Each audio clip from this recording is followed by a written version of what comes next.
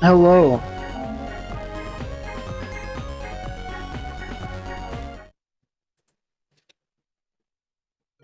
Dave is crazy. It's fucking chilly in here, and he's got the fan on.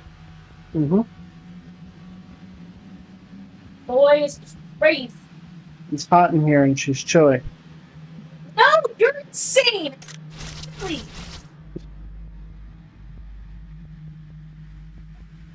I want it on the record that I have a fluffy blanket on, and this motherfucker has a fan.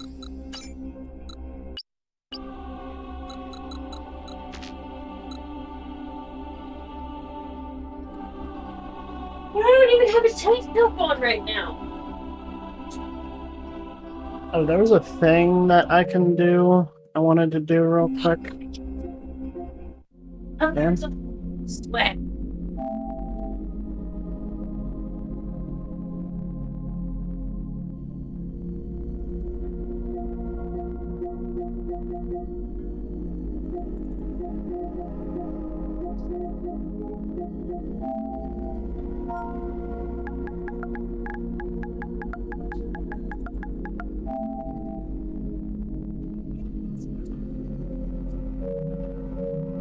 Yeah.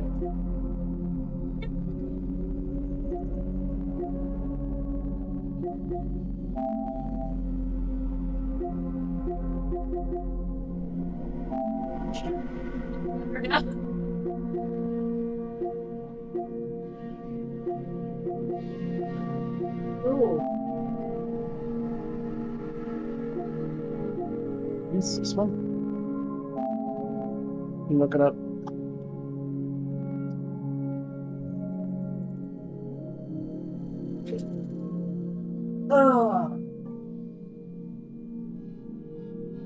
Okay, yeah, it's this app you need to download, and then you get something.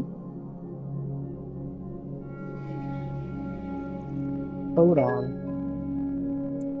Can't start the game or oh. I'll have to do that off stream. Okay. That's fine. I got one step closer to doing it. That's what. It's half the battle. Alright. Let's get back to the game.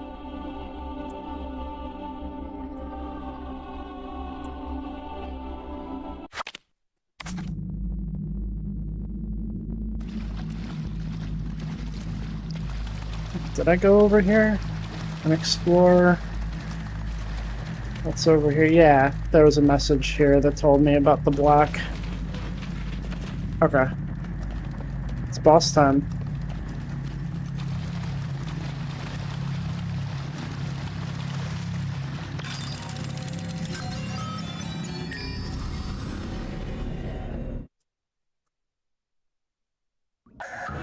Cutscene.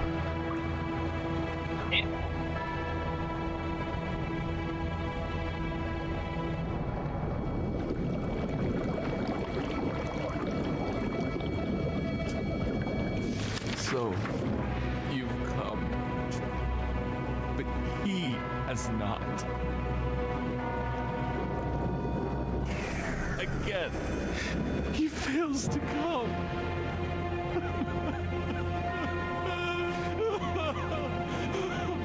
I'm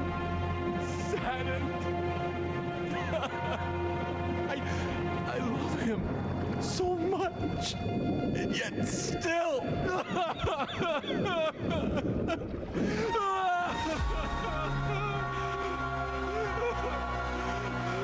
the hell is up with this guy?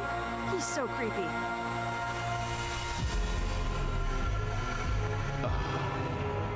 Now I've awakened. How about you?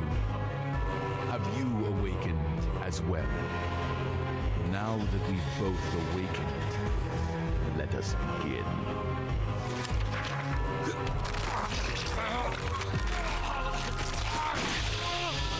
He rips his own head off.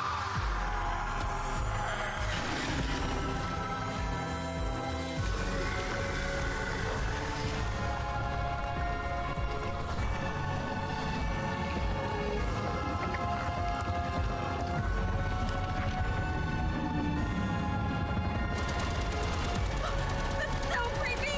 Creepy! Creepy! Creepy!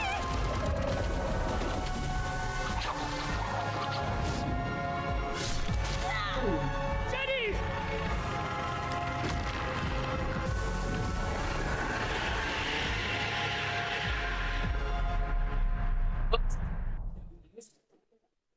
Jenny! Romeo, wait! He's coming! Oh boy.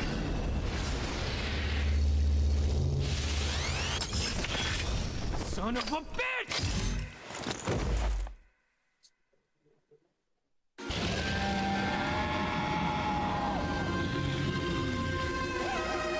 I was looking at the microphone and it didn't catch what I said. Oh.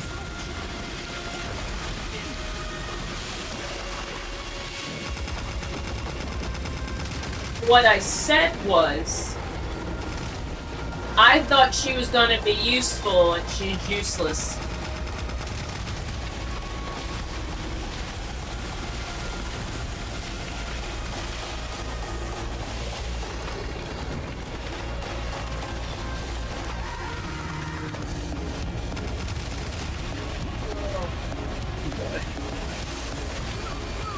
Shit.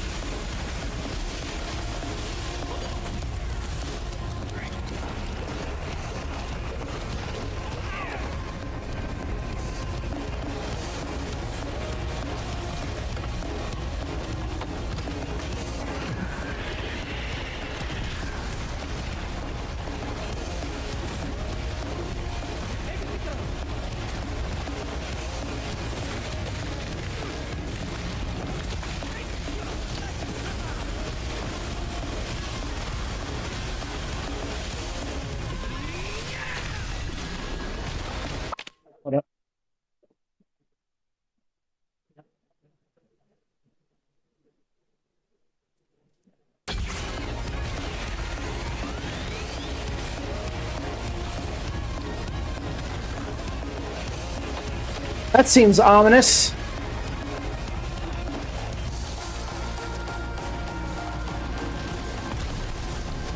What? There's a floating skull coming after me.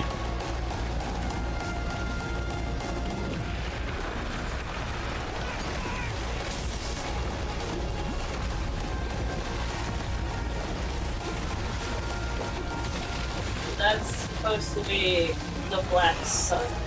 Yeah.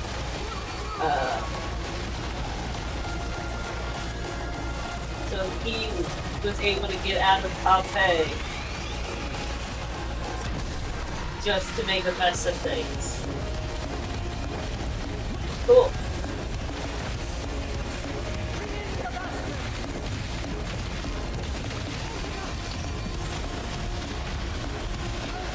Oh, shit. Oh wait, does that mean the Black was considered God? Why do you say that?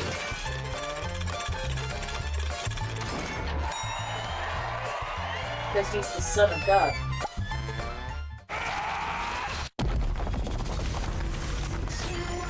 No, that's just what you came here and told people. Like a cult leader.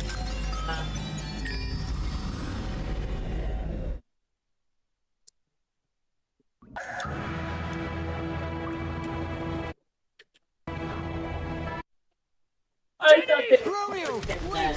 He's coming! before he became a cult leader. No. Ah. At least as far as I know. Son of a bitch! I mean, to other people, the Black's alive, even though it shouldn't be.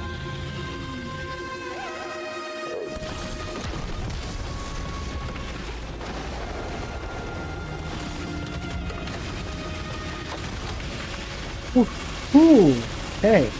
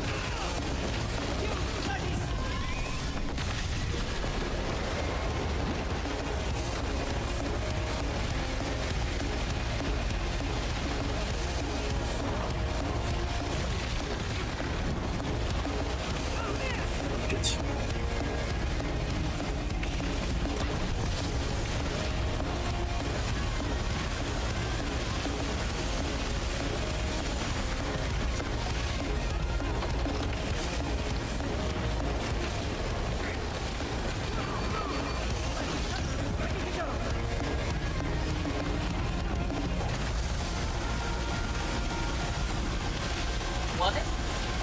What? Okay. We have a subtropical climate. Oh, okay. You've been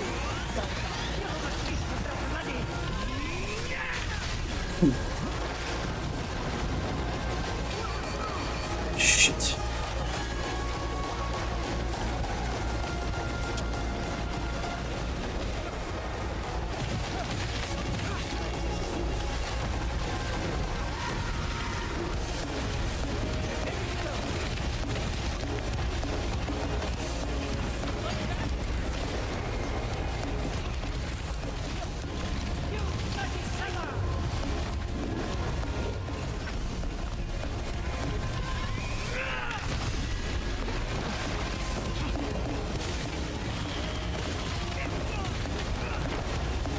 Oh no.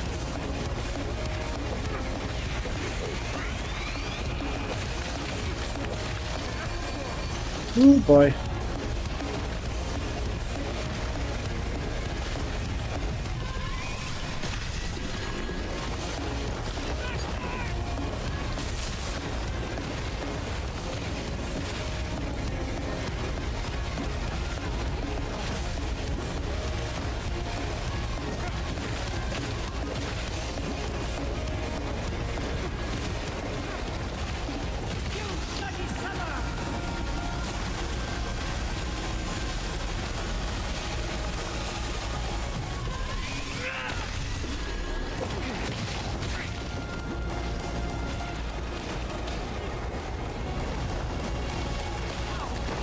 Fuck, I keep getting hit by the tail.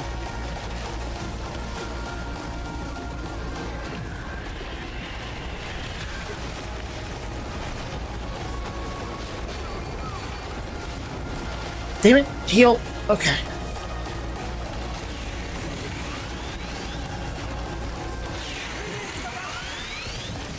What the fuck is that? Oh no!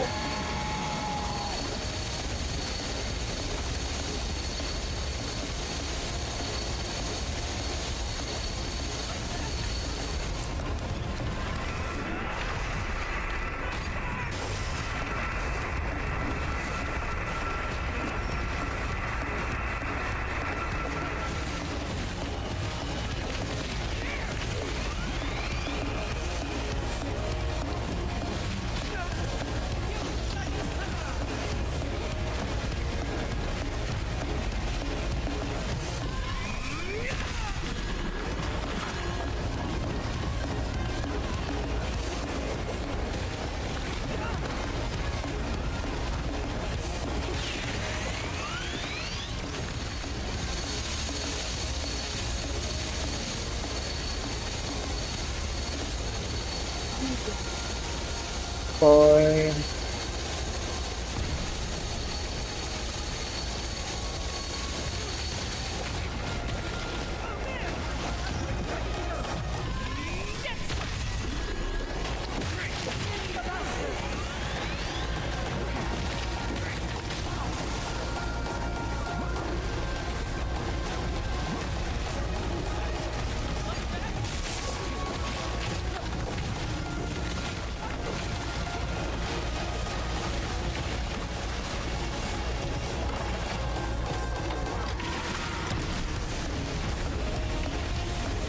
Okay, okay, we're almost there. We're almost there. Oh. Cutscene.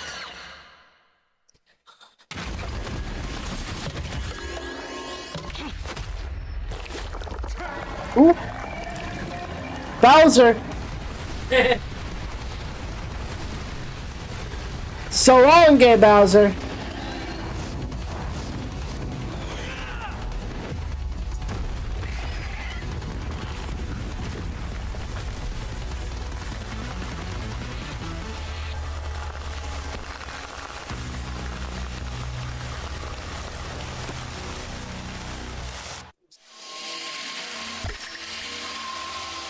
One more bastard slot. Hell yeah.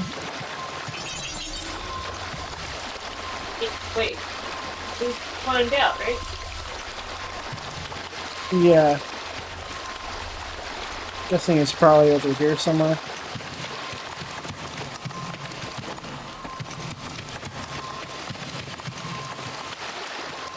I don't see him.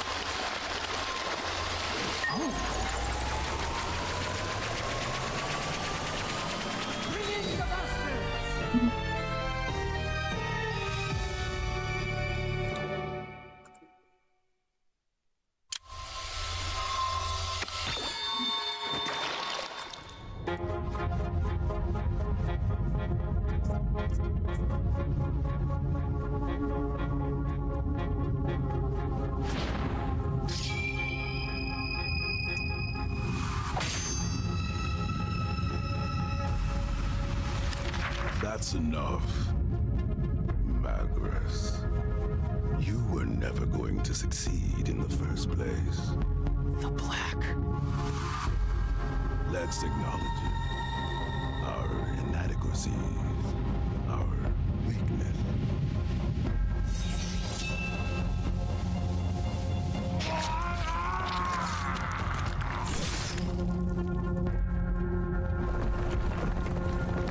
Agent Romeo, you've completed your assignment. Return immediately. Huh? What do you mean? This place is about to collapse. Get out. What about you? You'll be crushed if you stay. I'm going to stay here. Why?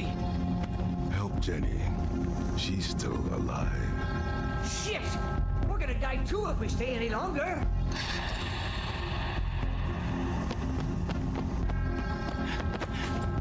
Jenny, are you okay? We have to get out of here.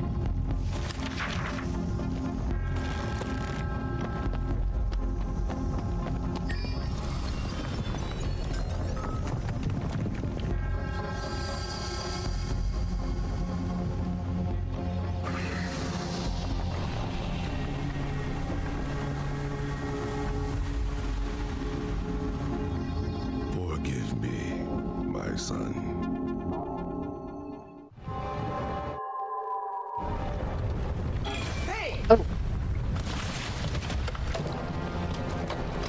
Shit, it's gonna collapse. Sorry, Romeo. I know, but stay calm.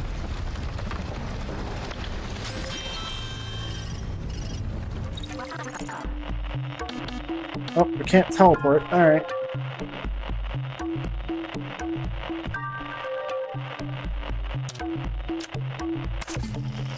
Did you seriously think those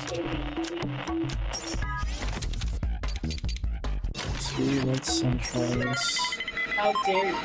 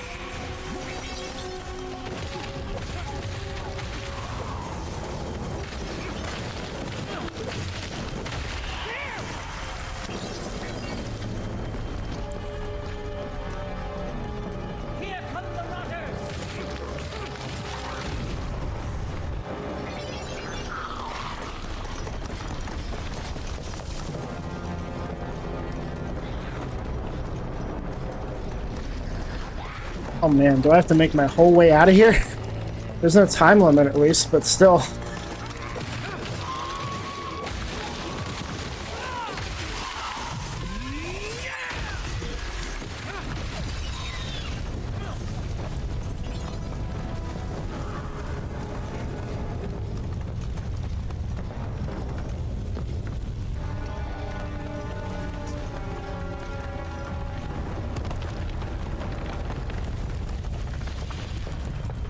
Whee!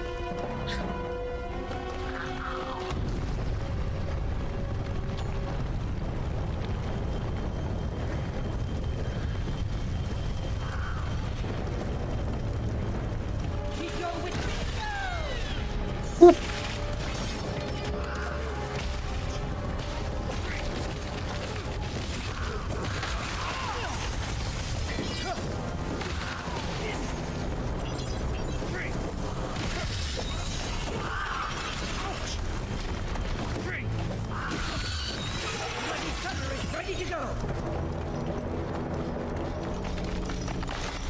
It's giving me a save.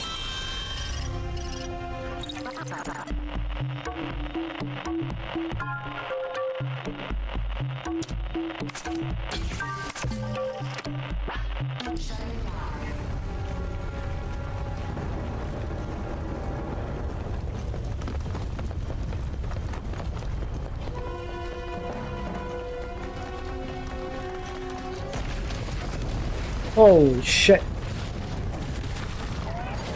Hey, so next is that.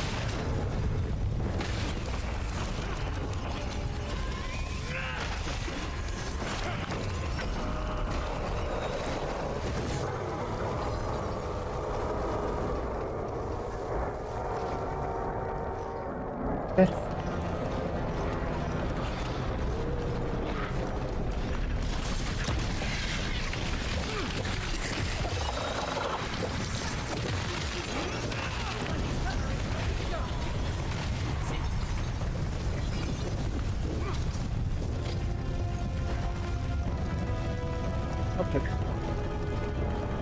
Good shit. Hey, the escape beam! Here we go.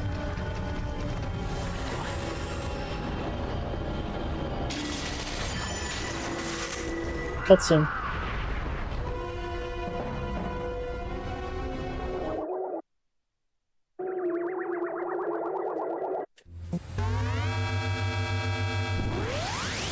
Well, not exactly. It's so unfortunate what happened to the Black, but he's not the sort of guy who'd get taken out so easily.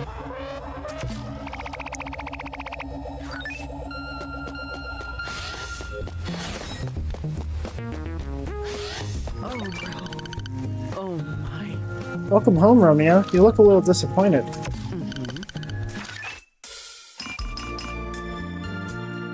New curry.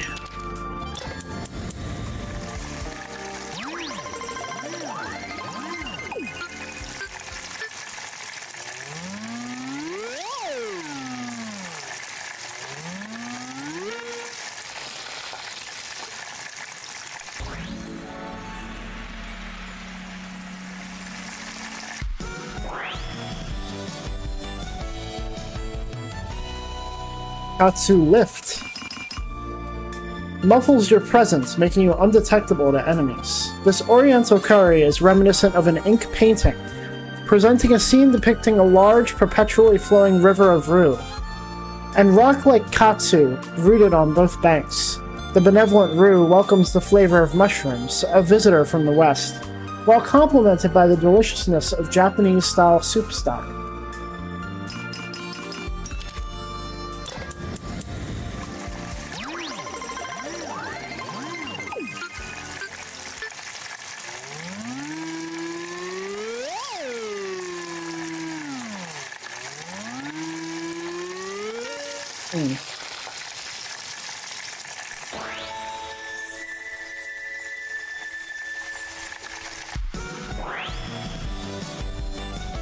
Katsu Python.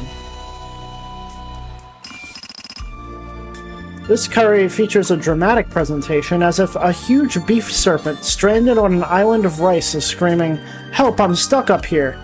The blood-like roux has a unique flavor that blends perfectly with the subtle bitterness of chocolate and the sweetness of carrot.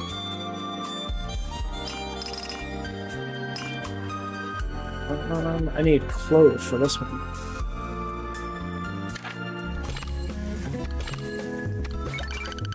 I don't know what's wrong, but I hope to see the Romeo I know again once you get your feelings sorted out. Mr. the Black hasn't been around for a while. Yeah, so he hasn't come back. Oh, Romy, I heard about the Black.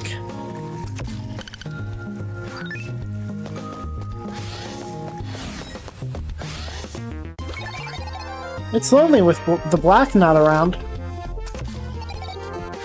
Let's talk all night. Okay. That torn up girl is being treated in that capsule over there. Fine, but what sort of relationship do you and her have? Oh yeah, she's right there. Break.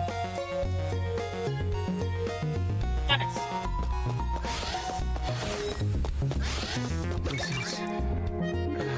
Oh, so the black is... It's not really the right mood for it, but it might take my mind off things. That's right.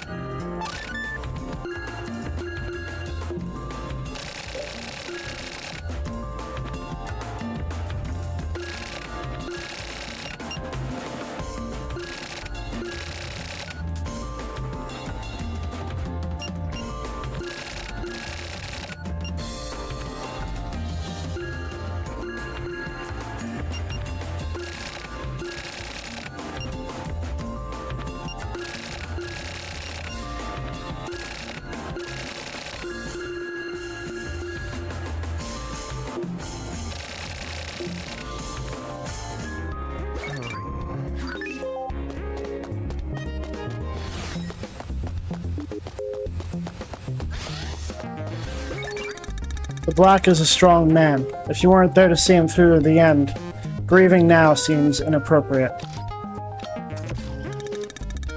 Is this the appropriate time? If you completed your mission, then that's fine. I've lost something of mine too, like a shattered mirror. In my case, I lost a single, strange, hazy day. I can remember it, but only in the form of contradictory memories. I'm not even sure if they're my memories to begin with.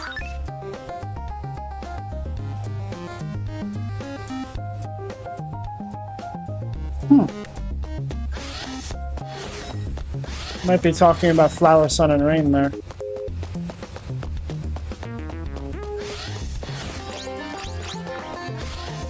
Because he's the guy that has multiple worlds himself, right? Yeah. He might not be the original. Well, he's there because he died or almost died, so... I see. So Agent the Black has... Well, he's always been in that state. A simple collapse probably wouldn't even faze him. You've certainly grown, Romeo.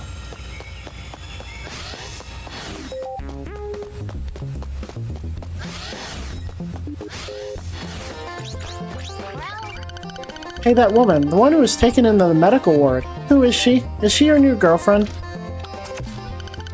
I mean, whatever. As your sister, I was just kind of worried.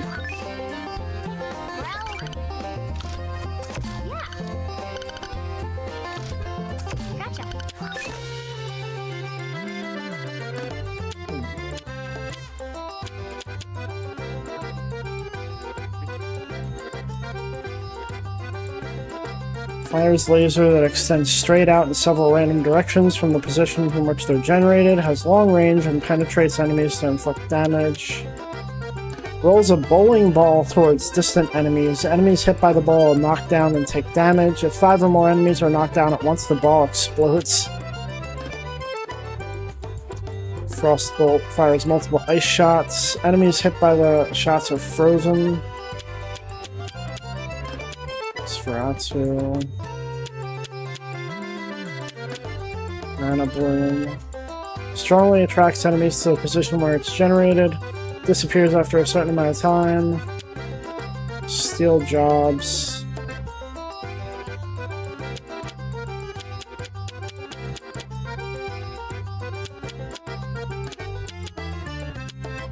Pulse Mirror. Instantly deploys a mirror barrier around Romeo. Returns any damage taken by the barrier to attackers while it's deployed.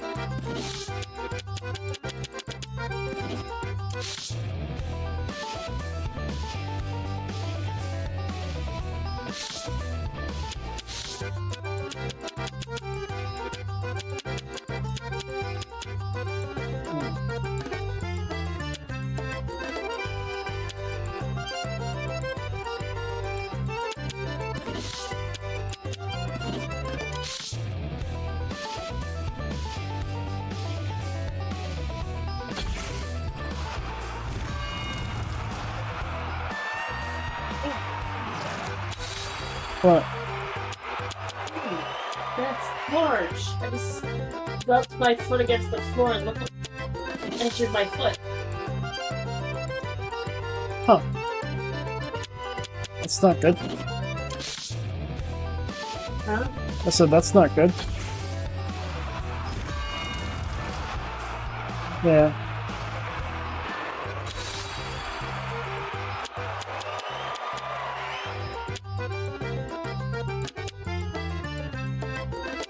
Just when I need it, though.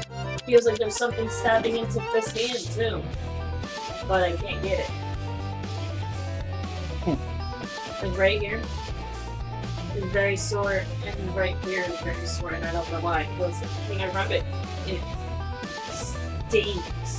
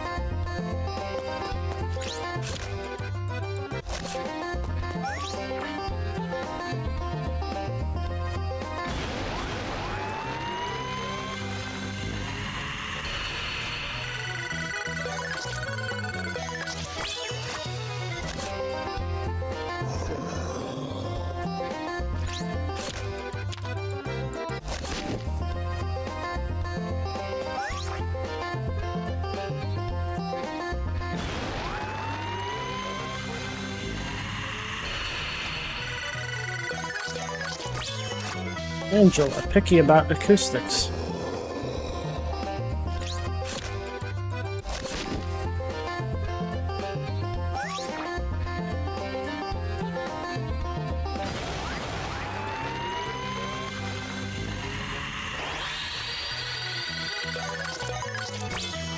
Maria lost their glasses.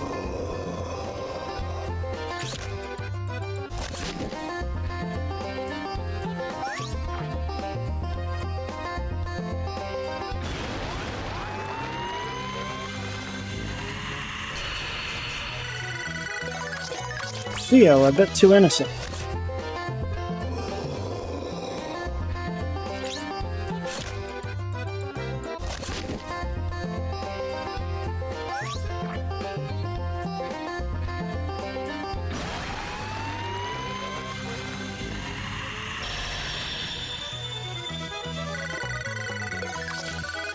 Eliza follows close behind.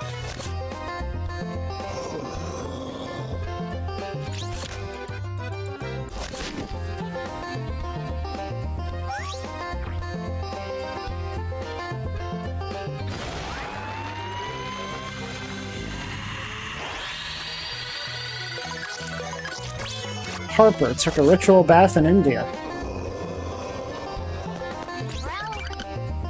I get it.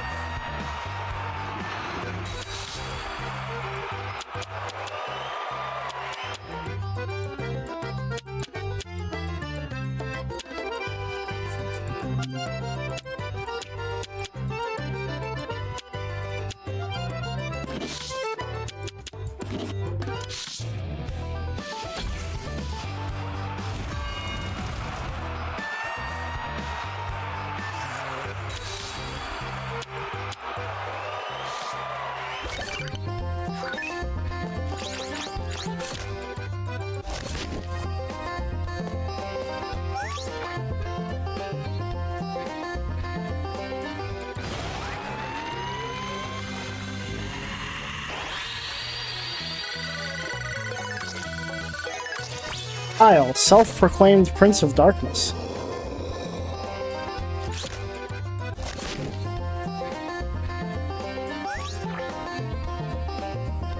That's usually what tiles are.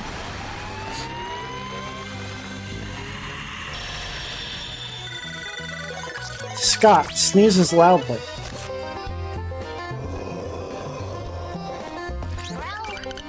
That's... the rest of them have to grow. I have a fucking ton of them.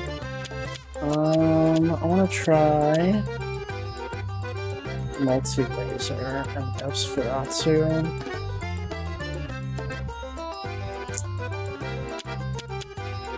No, Weekend Flower.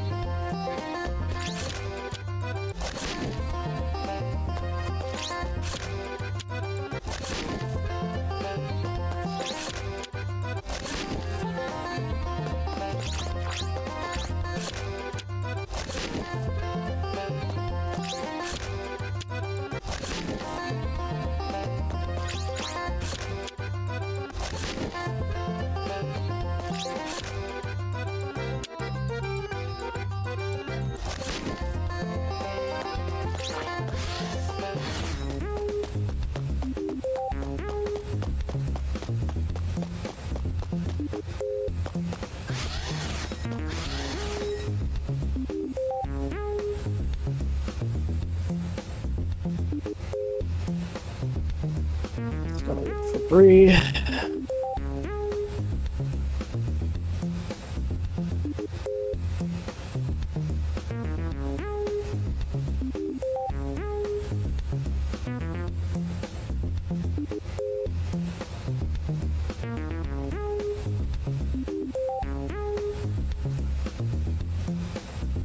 Bree, you coming back?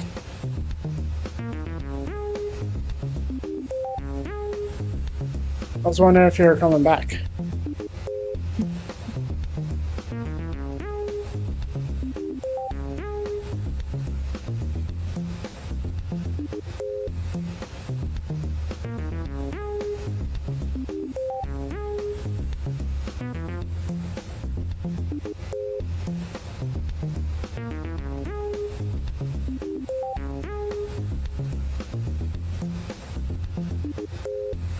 Okay.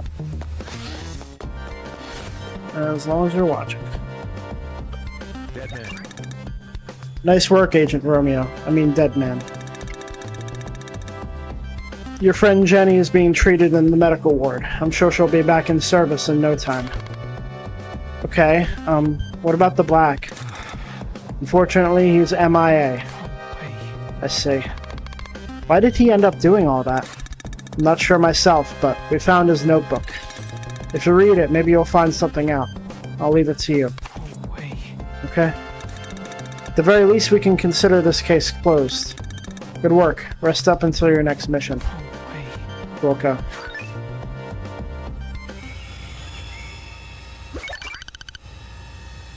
So you're really no good with onions, huh? I mean, I can eat them if I have to. You really aren't a cat, then. I am. But cats can't eat onions. In my world, they can. Psst. Whoa. Very interesting indeed. It seems that parallel worlds have subtle differences, some so subtle that they alter the natural diet of cats. Maybe I've got some cool powers in a parallel world. Who knows? I highly doubt that. I said, who knows? Wait, I feel it. My chakras are aligning. Romeo, tell Grandpa he's making it up. No way. What's wrong, dead man? Something you'd like to share with the rest of the class? No way. I was just wondering if the black is okay. He's a tough one. He'll be okay. I hope so. We don't have time to be worrying about others like this, dead man. While we're sitting around like this, new evil is afoot. You're right. Take a rest. I will.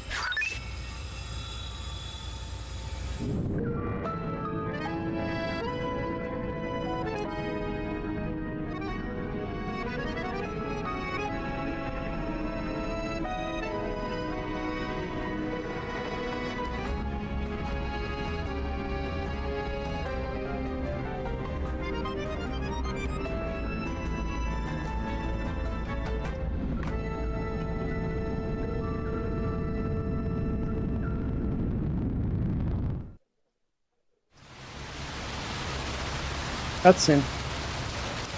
5 weeks ago.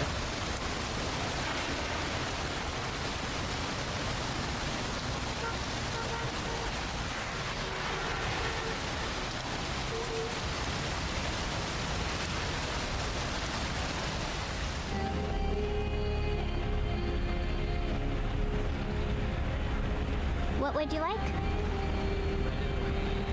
Cream soda. Without the soda. You're still waiting?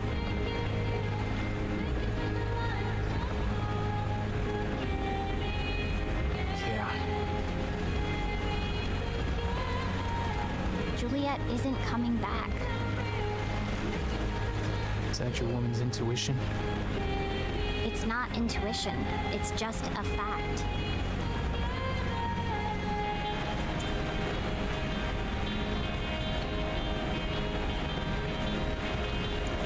Don't worry about me. Just do your job.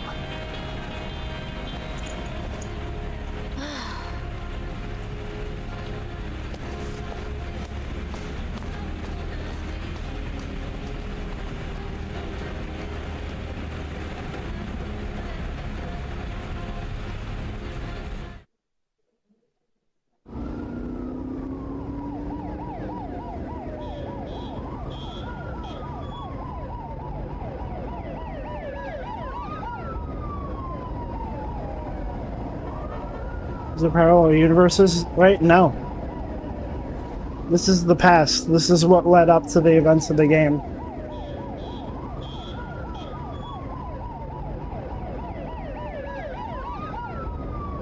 Like, this is what led up to Romeo getting killed.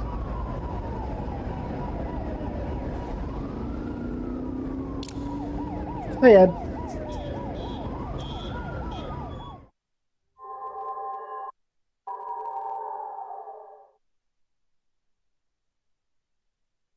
At least that's how I'm understanding it. DJ GPO3 calling.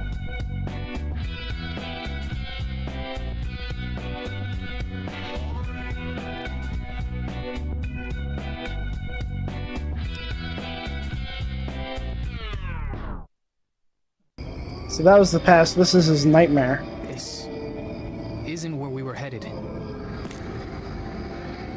Did someone tamper with the coordinates? Grandpa?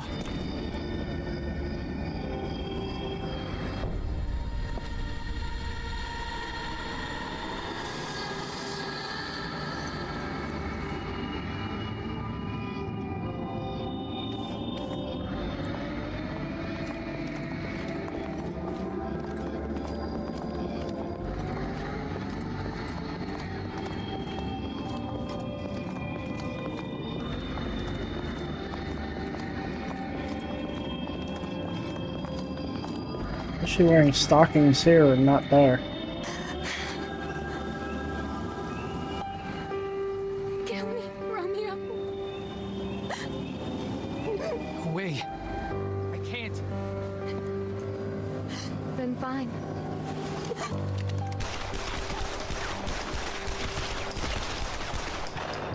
Stop!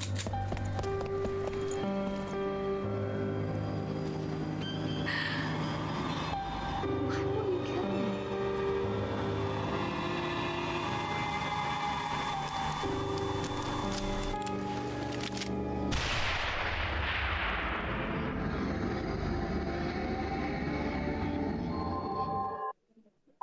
So one night he found Juliet on the road.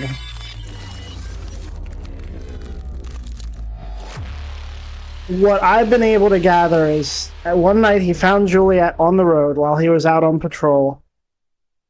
He saved her. She asked him to kill him. She asked him to kill her. But he saved her anyway. And she suffered from amnesia. And they started seeing each other after he saved her. But she never got her memory back. And she wanted to go work for City Hall.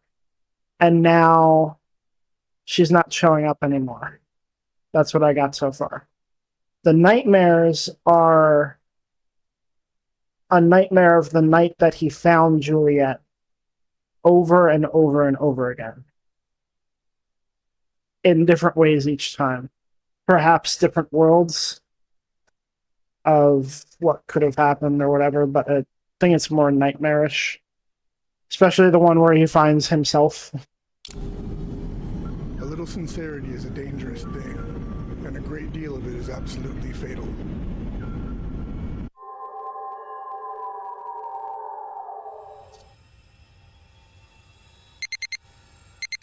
Oh shit, that's what's actually outside. It's all red. Oh, yeah, yeah! That was close.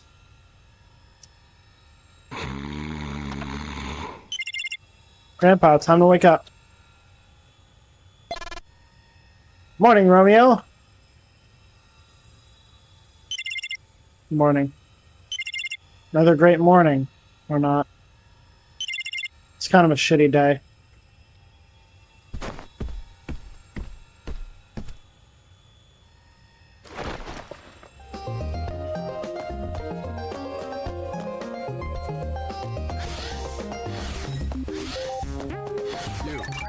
Good morning.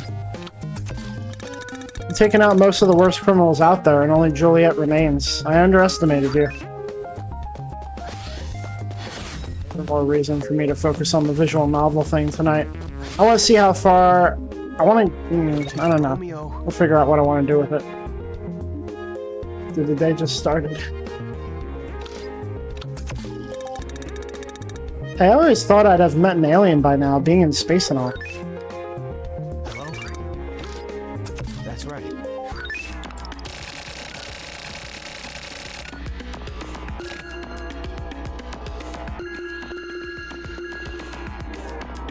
Small key used for dead gear cannonball.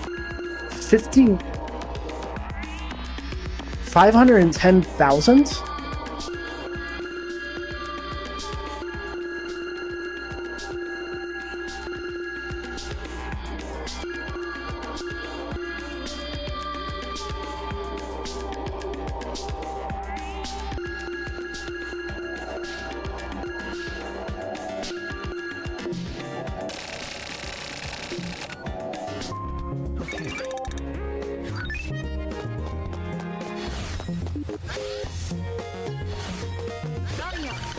Hey, the deputy director was looking for you. So disappointing. I've got a lot I want to talk about too, but it doesn't look like we have the time anymore. Oh boy. Good morning, Romeo. Good afternoon, Romeo. Good evening, Romeo. Maybe you're onto something. Good morning, Romeo. I'm so stressed out today. I've got a bit of a bad feeling about something. Oh yeah, I can make the last katsu curry. Oh, I see.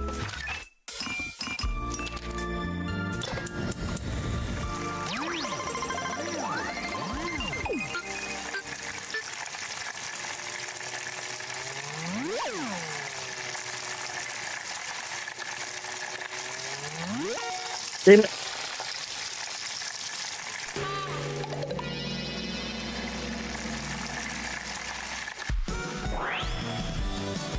Katsu Flight 89.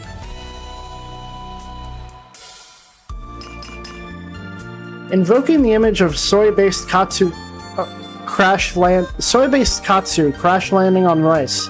This dish is an imitation of a UFO that was spotted in Bedford in 1989. The sweetness of the coconut milk blends with the potatoes, creating a lovely South Indian flavor.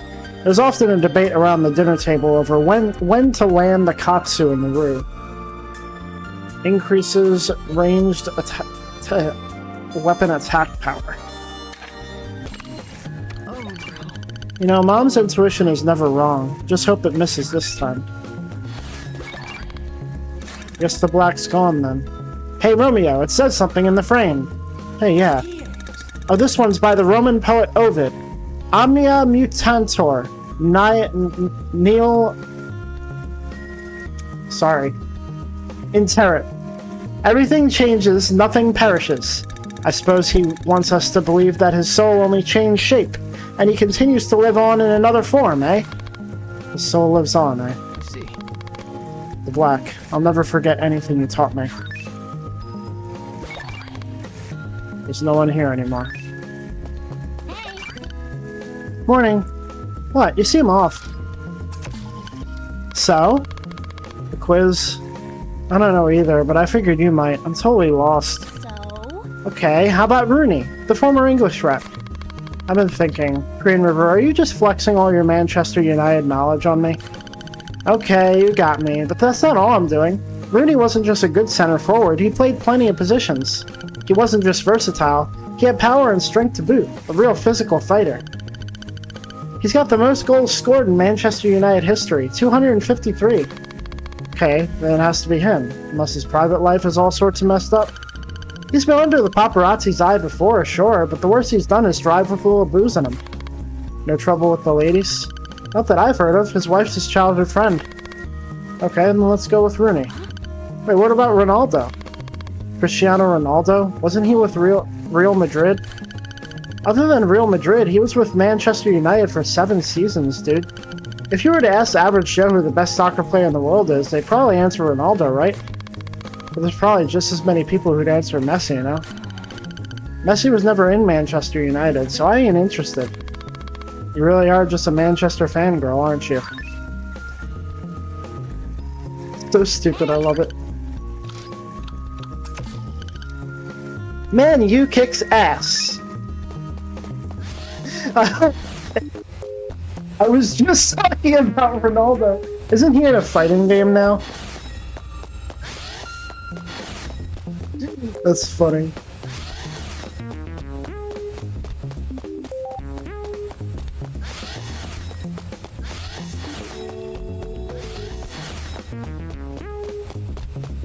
Let's bring up the E meme about him. This fucking piece of paper. Press all the buttons in the game. Summon it. The E3 meme. Oh, fucking. Oh, shit. And Ronaldo with the dumb animation gif for the soccer ball. Yeah.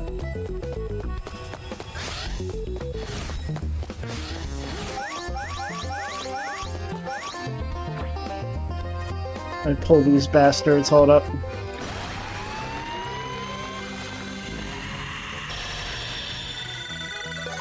Danielle, Uncle was an ace of aces.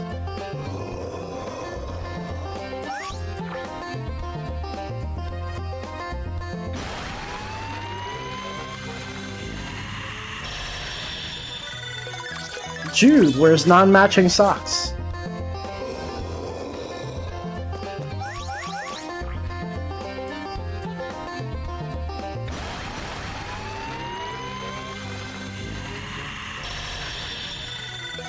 Nolan throws a 100 miles per hour fastball.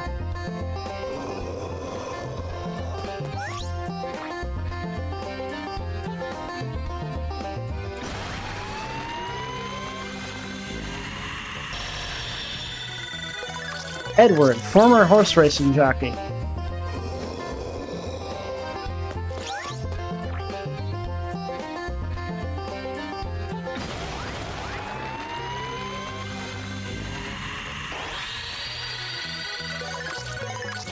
Carol, a bit too innocent.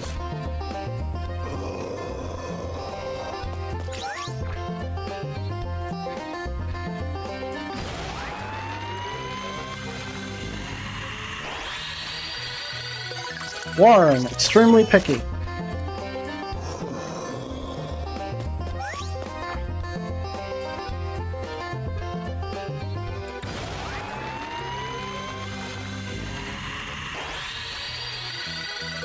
Brandon, cold-blooded.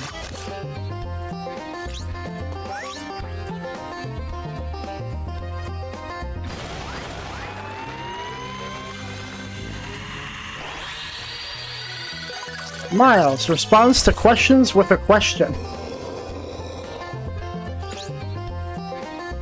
And testing.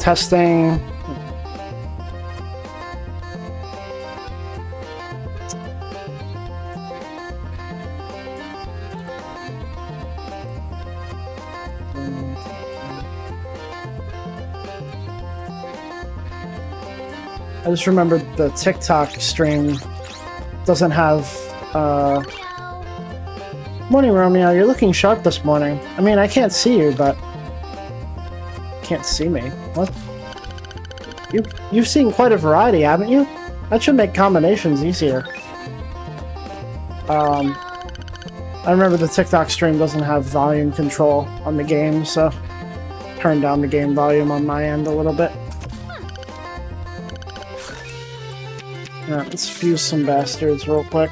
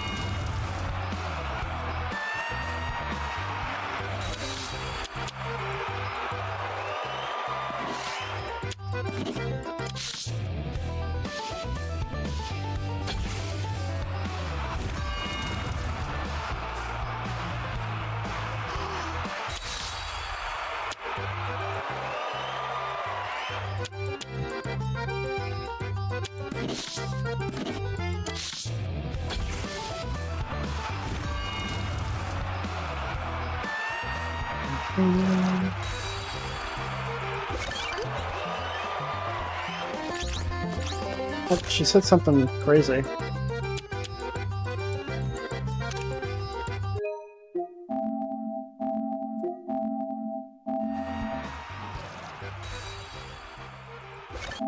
Let me know via social media if you find any good bastard combinations.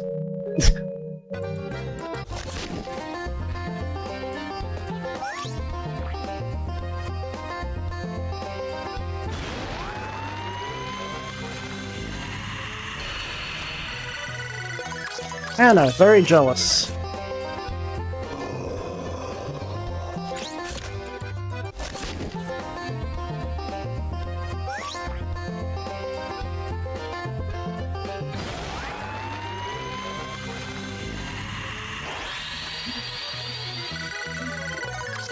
Kurt, too nosy.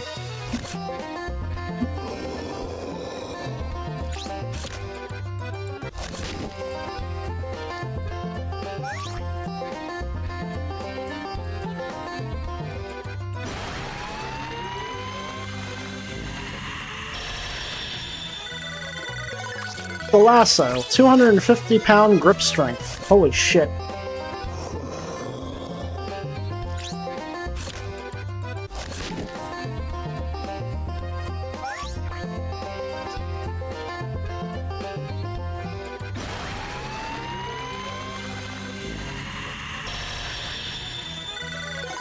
Carolyn only wears short sleeves. I actually don't know how crazy 250-pound grip strength is. I've only gone up to 120 pounds. Perhaps I should train harder once I get back up there. Get some crazy fucking forearms, boy. Barbara, self-centered.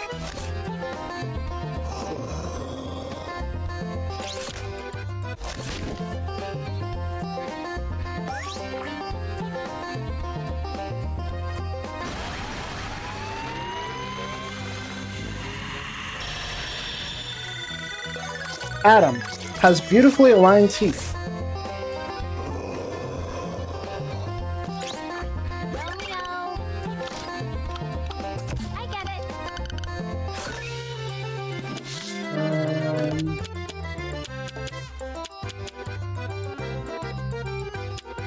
Get you and you together.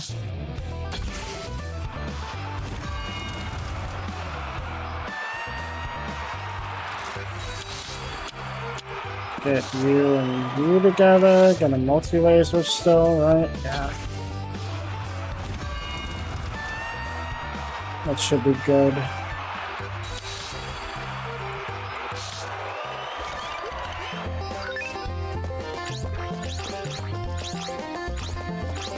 Get the fuck out of there! Okay.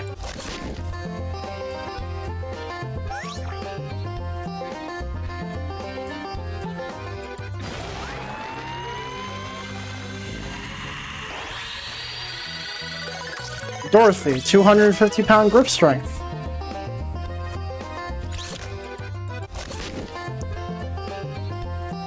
All these bastards out there with the grippers.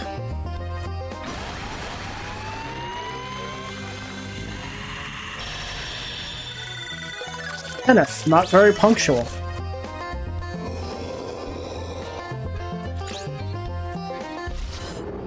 Let's see. I wanted to try...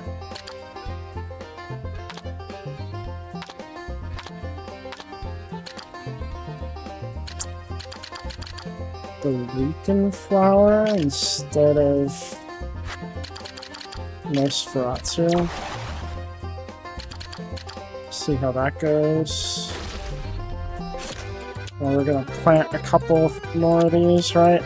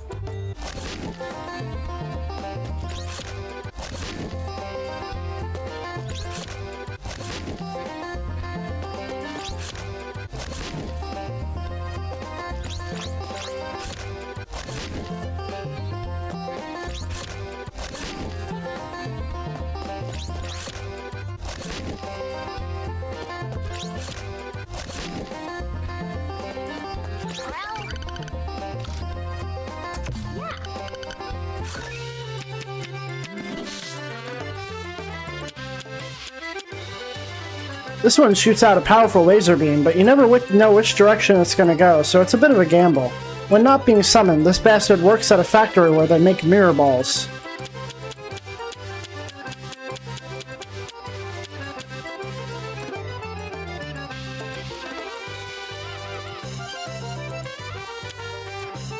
Steal jobs. They say good artists copy, great artists steal. Well, this artist steals bastard seeds. It fails a lot of the time, but if you keep whipping this one out, you'll be able to find all kinds of different bastard seeds.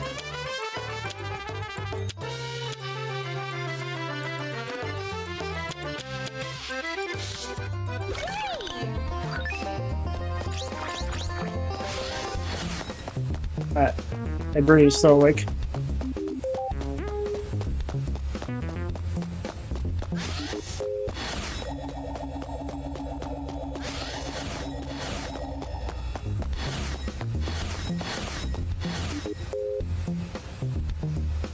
Kind of figured not. Alright, story time.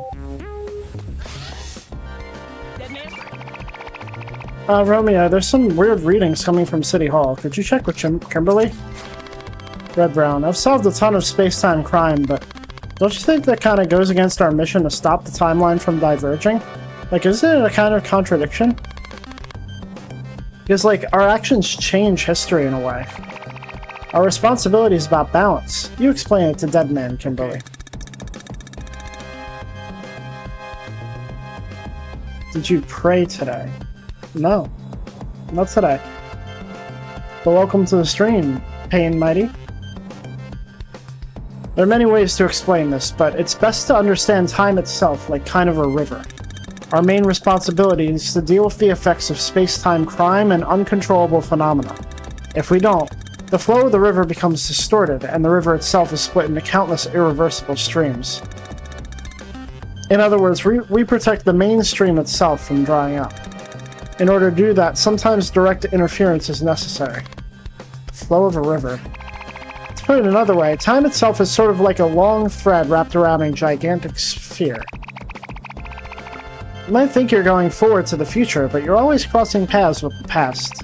Even the strands that seem to flow from entirely different directions eventually trace back to the single thread that connects them all. That thread is in danger of getting frayed and tangled, and potentially even snapping. So all we can do is carefully mend those fraying edges and make sure nothing more serious than a few frays occurs. If that thread were to ever fully tear and unravel from the sphere's surface, well, that'd be the end of time and space as we know it. The situation we found ourselves in, where space-time has vanished and fragmented, is precisely what I mean when I talk about a kind of unraveling occurring in our cosmos. If we don't stop it, then the existence of the universe itself becomes unstable. Starting to see how dangerous a spot we found ourselves in? Yeah, it makes for a great reminder how heavy my job is. I'll give it my all in the next mission. We protect that thread of space-time as nameless guardians. We can't let even one fray go unattended. Don't forget that for even a moment, no matter how thin and fragile that thread may be. Don't forget that, even for a moment. Sorry. Hey! Deadman? We're counting on you, Deadman. Deadman, Deputy Director Kimberly has received some news. I'll let you decide whether it's good news or not. Blue Mountain, I feel like the next fight's gonna bring us to the core of this thing. If you seem to think so, then I agree. What do you mean? I've left encrypted annotations on your profile. It's not merely an observation log, but rather an intervention plan designed to foster your growth while curbing your sometimes destructive impulses. You asked me why I'm in the space-time police, and I think I finally found a suitable answer. I'm like a compass to point us to the future, a fail-safe device to ensure its arrival. This is a little too complicated for me. You don't have to understand. Just know that I'm always watching you. That's reassuring, man. It's fine if only I know the truth here. Just as I once fought in the shadows of Kingston, my next lonely battle in the dark begins again. Except this time my opponent isn't a political ideology or violence. It's time itself and its many paradoxes, including one dangerous young man poised to destroy it if he's not careful. If you make it back alive for your next mission, how about drinking an old rum I've been saving for a special occasion? Sure, but I'd rather have some hot cocoa.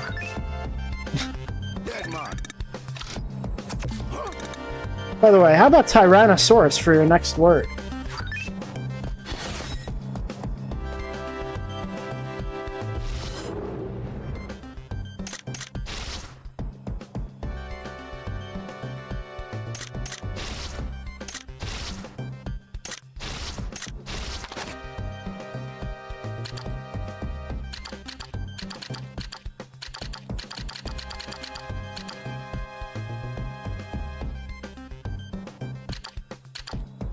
Oh, we can read the Black's journal. Oh boy, this looks heavy.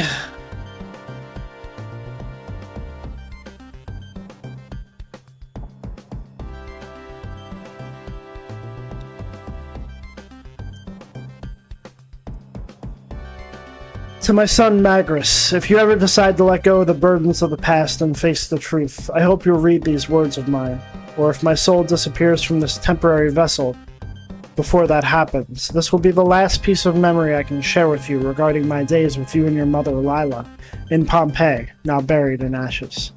So that the starting point you should return to isn't completely lost, and if your soul still wanders in the darkness, then I, your father, will be your final guide. I will accompany you wherever you go.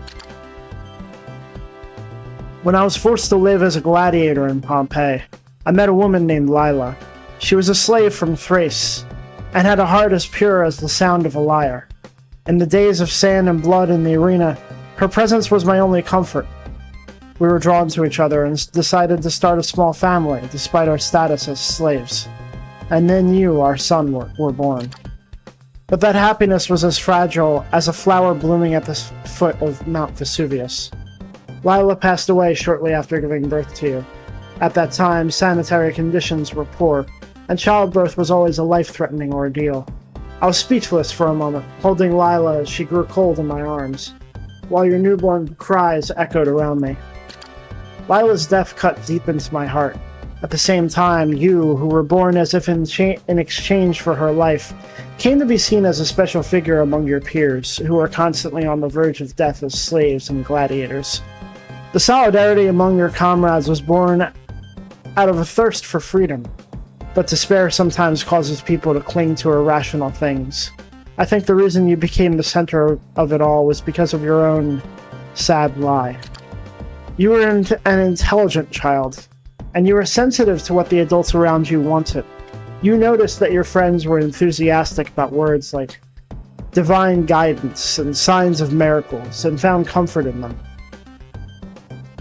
And so you started acting. At first it was probably just little things. Last night I heard the voice of God. This battle is a good omen, that sort of thing. But the adults rejoiced, praised you, and treated you specially. Why did you tell so many lies? At first it may have been childish whims or a desire for attention, but I think deep down it was a strong desire for my approval as your father. Since losing Lila, I had closed myself off emotionally and could only show you awkward forms of affection. You probably wanted me to notice you more, to acknowledge you, since I couldn't properly express my feelings. And perhaps you came to believe that playing the role of the child of God was the only way to achieve that. I knew you were lying, but I couldn't bring myself to strongly admonish you for it. I turned a blind eye to the temporary hope that your act gave your followers and the thirst for approval that lie deep in your eyes.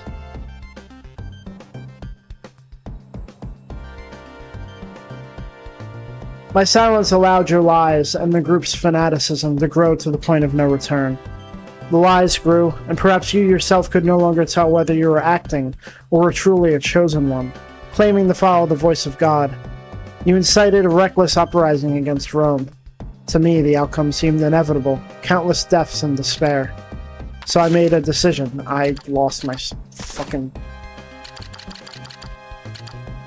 So I made a decision to save you and so many fellow rebels from destruction.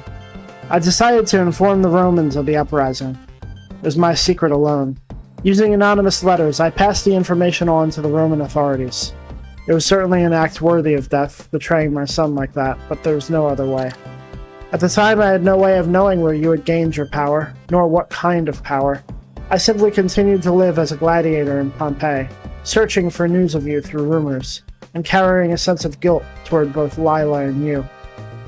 And then in the year 79, Mount Vesuvius erupted.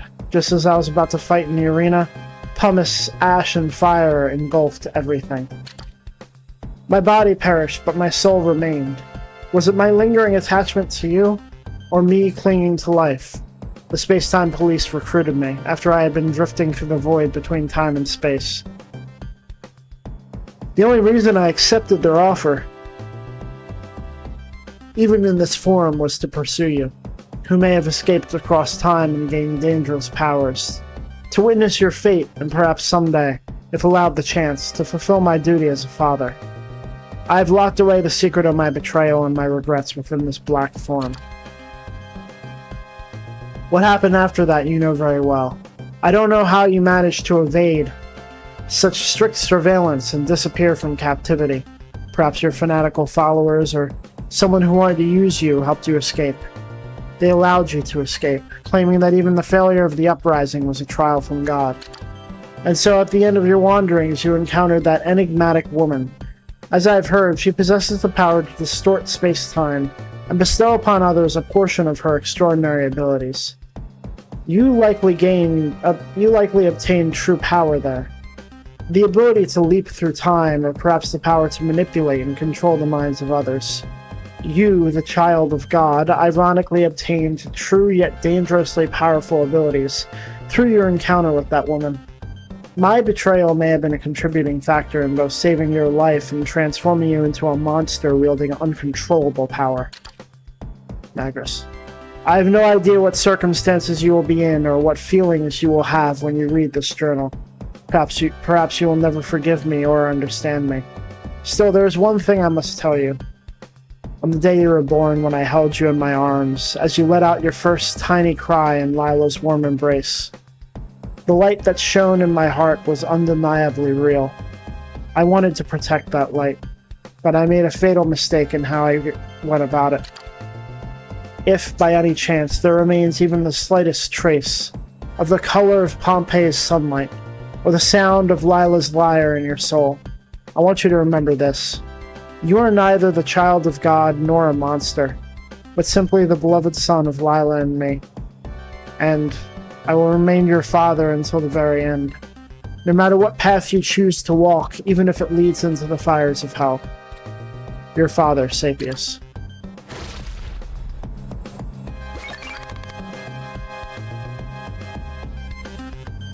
Damn.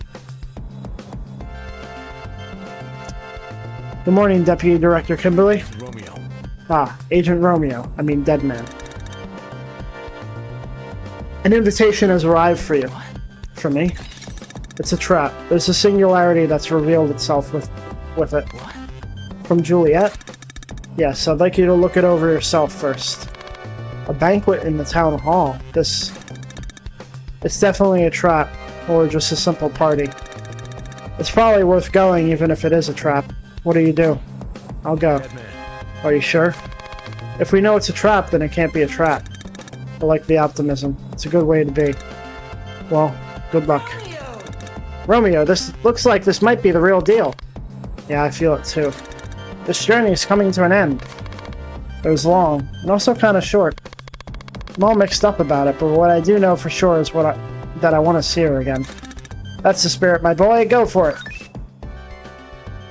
Beyond the Time 2000, Rave Party Invitation. Want to dance past the Mobius space? Tuesday, May 9th at 8 p.m. City Hall, 59th Street, Deptford, PA, 16151. Hosted by Juliet, aka DJ Dendrobium. No reply required. RSVP to my cell phone by May 1st for VIP access.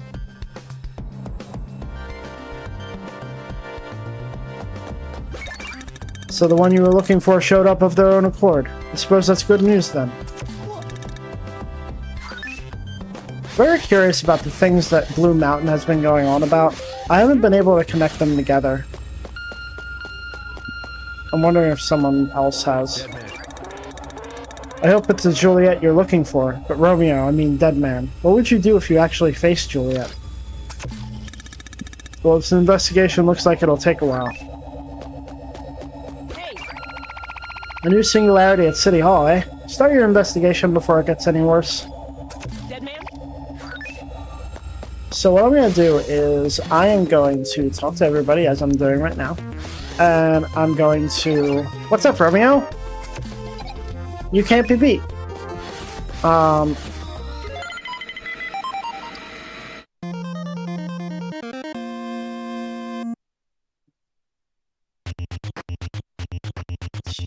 I am going to... Whatchamacallit?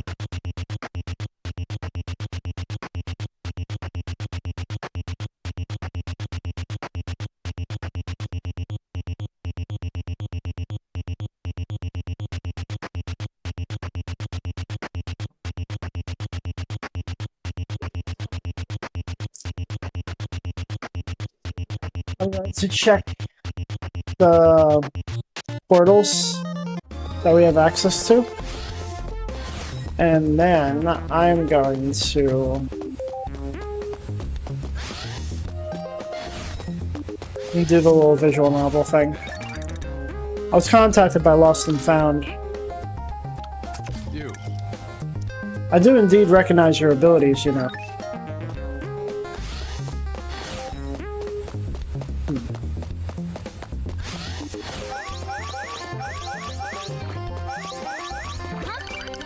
City Hall again. This time I get the feeling it's the real Juliet. Maybe the real Juliet, but it's definitely a trap. Choose some bastards carefully, just to be safe. I also want to look up and see how you get this page out here on the balcony. Because I have a feeling there's something I'm missing here. Either that or you get it at the end of the game and I'm going to spoil myself. Better yet. Nah. I was going to ask if anyone's watching to maybe look that up for me. So I don't spoil myself. But I don't want to spoil anybody else. So disappointing. You're going to see your old girlfriend? Hey, you. Look, forget about me. I want to hear about you.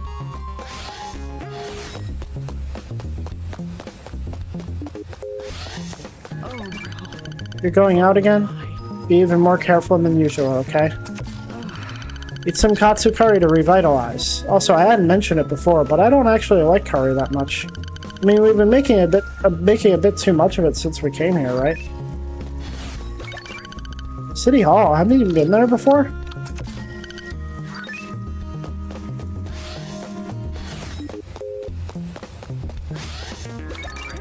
City Hall again, huh? Could you keep an eye out for me next time you're controlling the ship?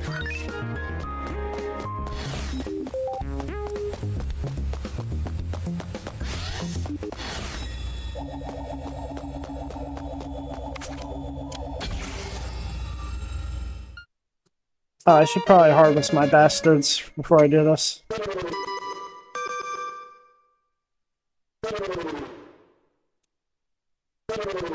Oh my god.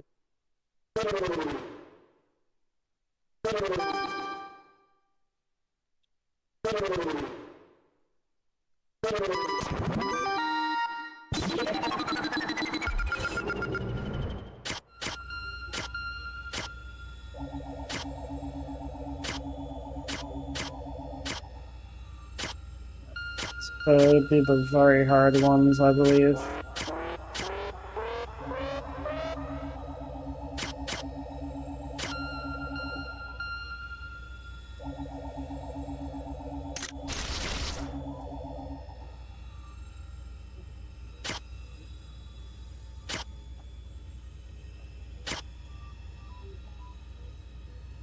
There's one behind me.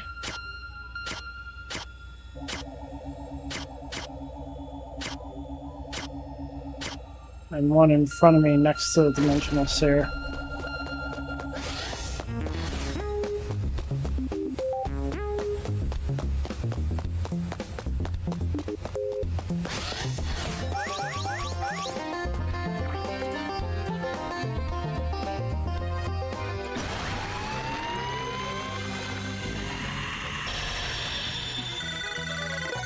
Maria looks sagely.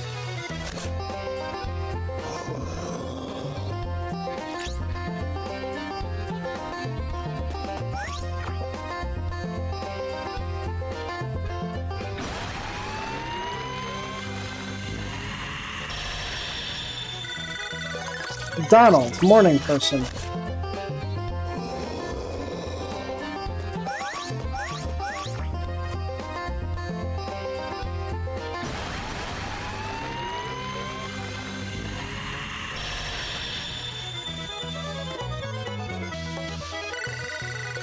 Sandra has shiny gold teeth.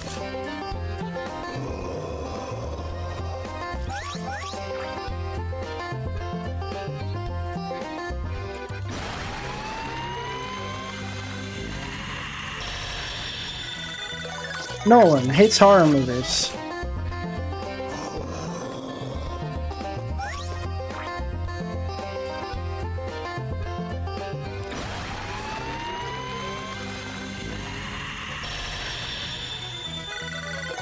Minerva ate too much yesterday.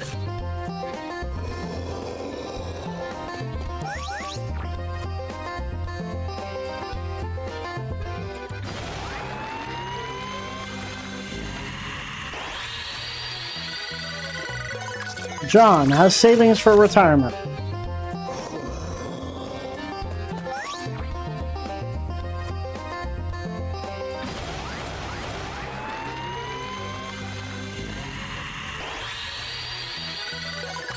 William loves studying.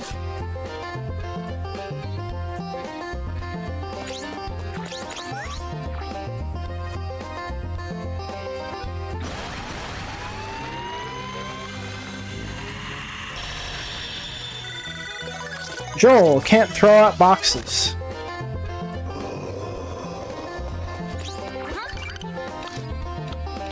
Gotcha.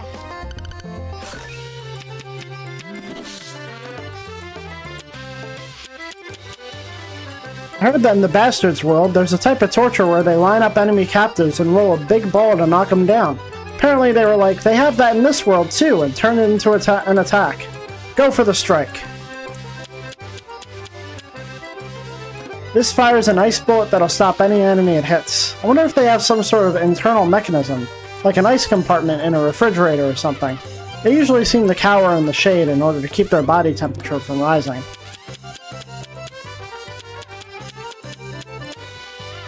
Let's see. Multi-laser and deadly bowler.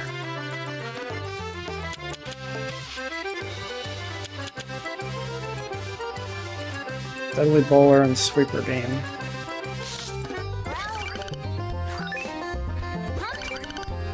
Romeo. If you see the real Juliet, tell her to come by the diner again.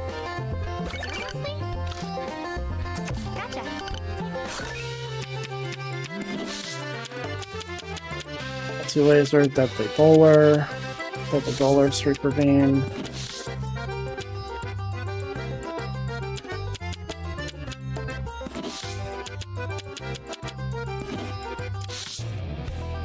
Raha Mala builds up energy and delivers a powerful blow that deals heavy damage and knockback damage to nearby enemies. Takes time to activate, and if a certain amount of damage accumulates during activation, it disappears without activating.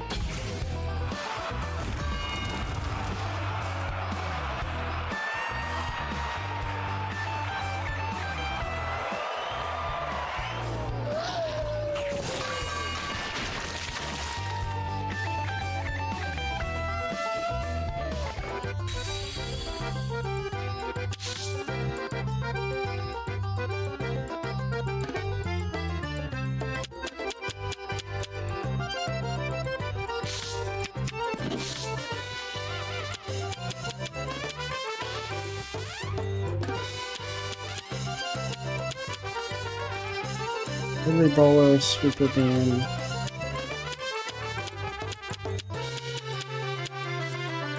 Sweeper beam and weaken flower.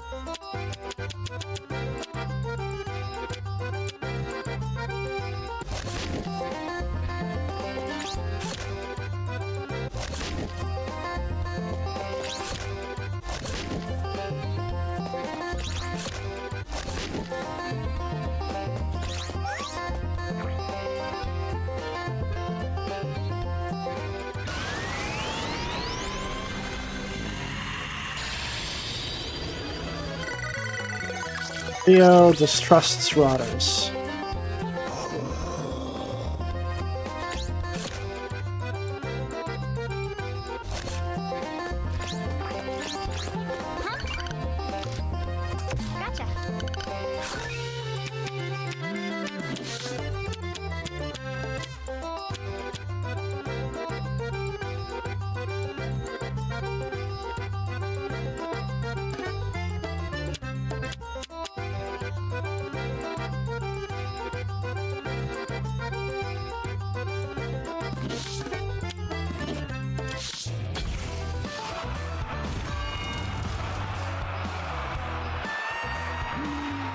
Who's Romeo?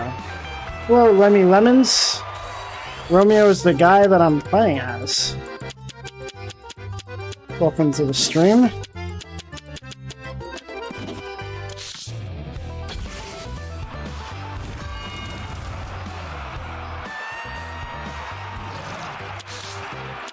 I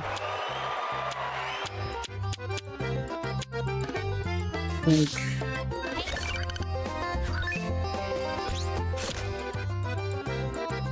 Ooh, that's crazy. Looks like I made something new without meaning to. Creates a wormhole under the feet of enemies within range, teleporting them in front of Romeo.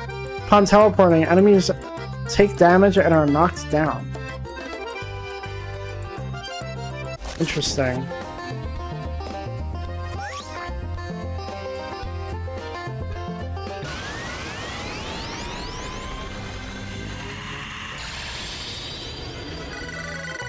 Mictlantecuddle. Kyle uses a wired mouse.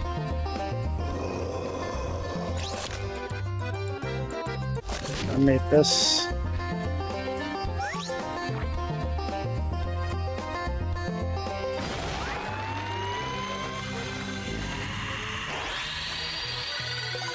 Gloria eats lots of bugs.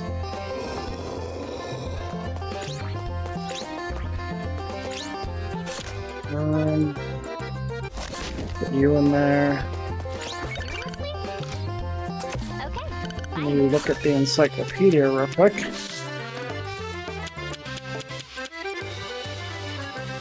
Builds up energy. This one uses the power of the planetary alignment to smack enemies with a super powerful attack.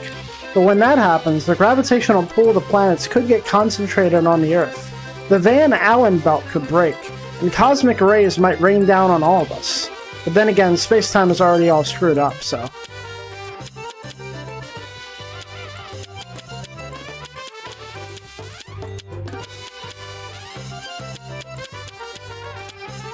Super powerful bastard named after an Aztec god. They say that after forcing an enemy down to hell and sending them all around the underworld, they get dragged off to the Hall of Judgment. By the way, it's Grandpa and I who picked these names. Nice! Oh, that's cute. I like that. Looks like I might be able to finish this encyclopedia by the end. Hey, Meepoke! Not much. Hoping that I am able to finish a part of this game tonight. Before we head off to the end. But we have to go to, that's ominous. This, portal somewhere behind me. I know that. There we go.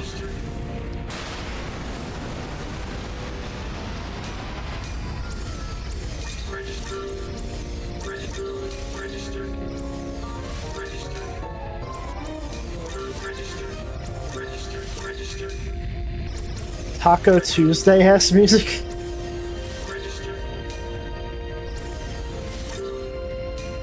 The music from the ship.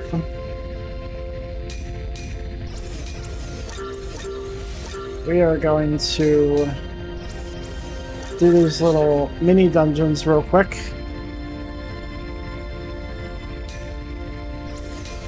Get them out of the way.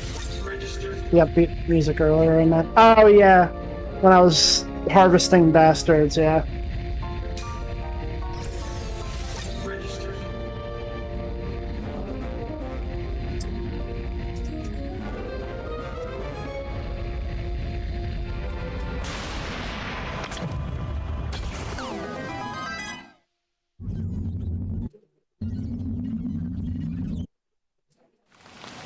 Make sure I'm properly equipped here.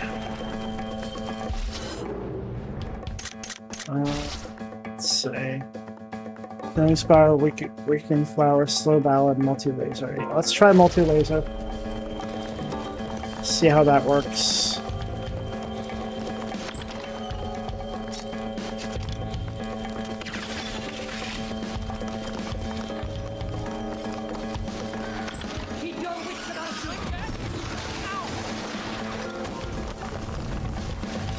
That didn't do anything.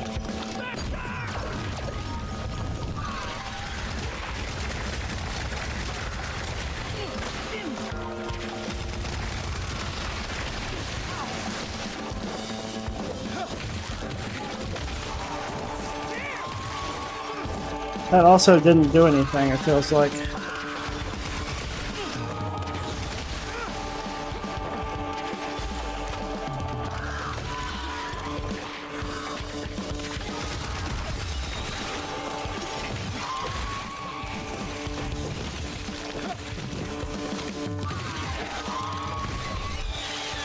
Boom.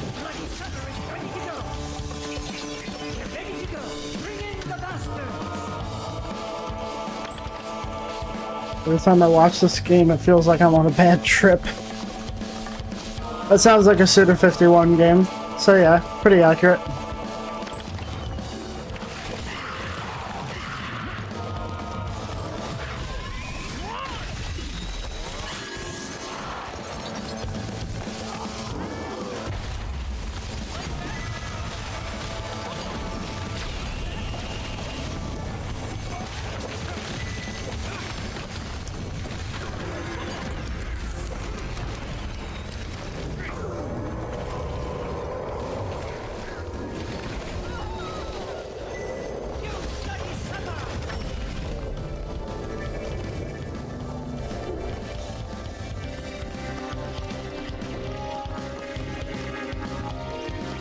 Door here.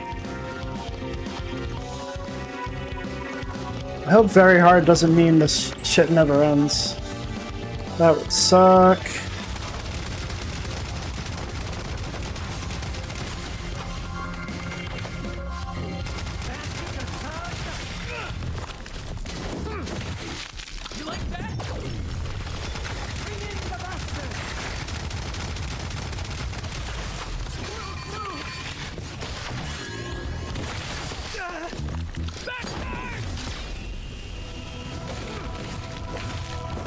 Yeah, that's not really helpful.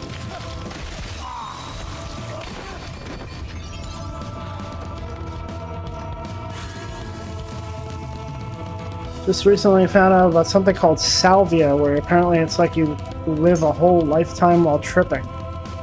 I've heard of salvia, I did not hear about what the effects were. That sounds awful. I would not want to do that. Alright, so this is not working for me.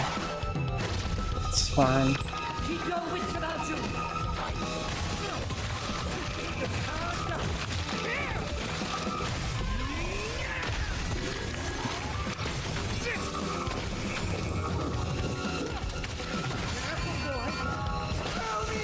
No, I was about to heal! Oh, motherfucker.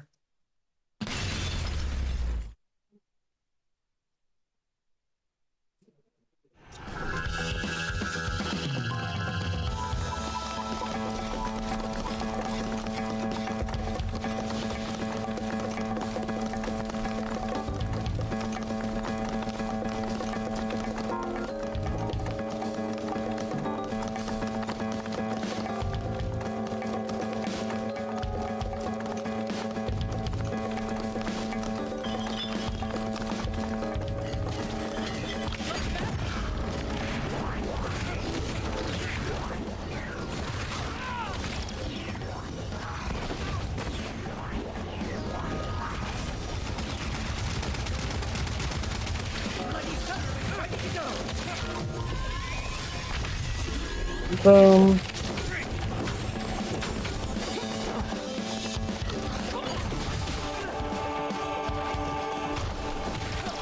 Damn, if it gets hit by anything, it just doesn't do nothing. I'm trying to position it close to enemies so it hits them maybe multiple times, but they're stopping it before it does anything. Recorded an hour worth of footage today, considering my last vid was 20 minutes and had 1,200 clips. I dread to think how long this one will take to edit. Shit. Did you upload that first video yet? Or you're just trying to get some videos together before you do?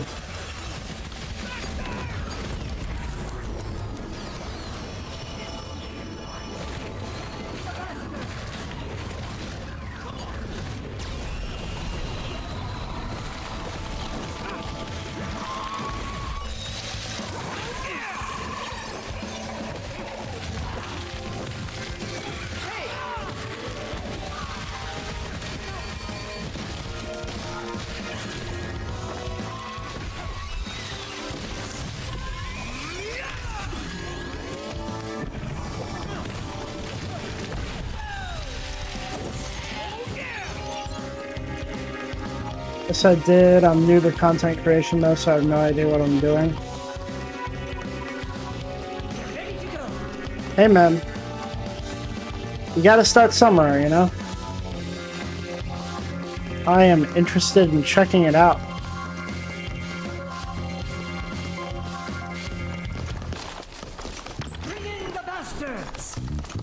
Unless it's about a game that I don't want to get spoiled. I may have to pass, unfortunately.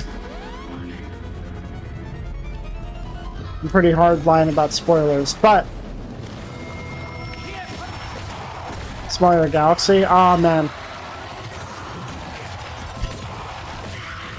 I was gonna make a joke about how, aw man, I wouldn't want that game to be spoiled for me. But... I wouldn't. Thankfully, I have played Mario Galaxy.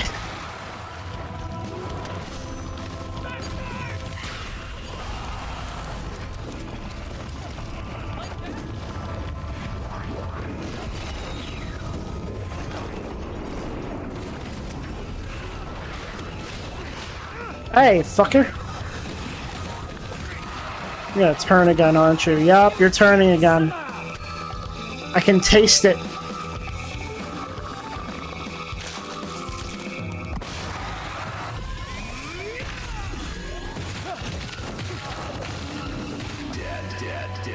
Oh. You get some.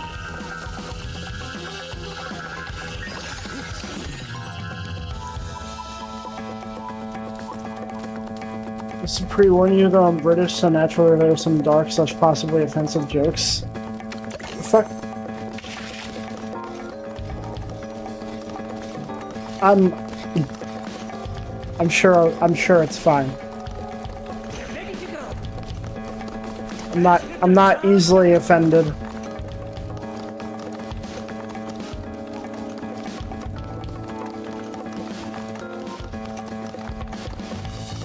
I used to bask in the dark and offensive when I was a kid.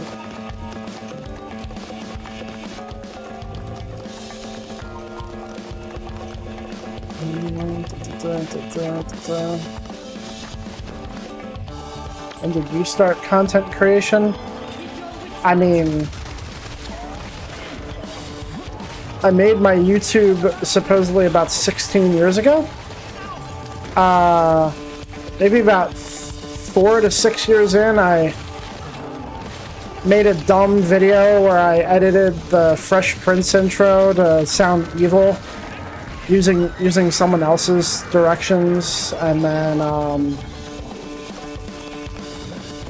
I tried to do a couple Let's Plays. I actually did like 3 Let's Plays. Maybe 4. I didn't finish 2 of them. Molded by it. I didn't see the normies until I already touched grass. But I stopped doing the Let's Plays. I got really depressed and demotivated for a while. And then I started streaming about 11 years ago. And I started making clips of my streams and highlights about this year. In terms of editing experience, I've opened up Sony Vegas when I was like 14. And I edited a couple videos together there. But really not much. Not much at all. I'm an OG? I guess so.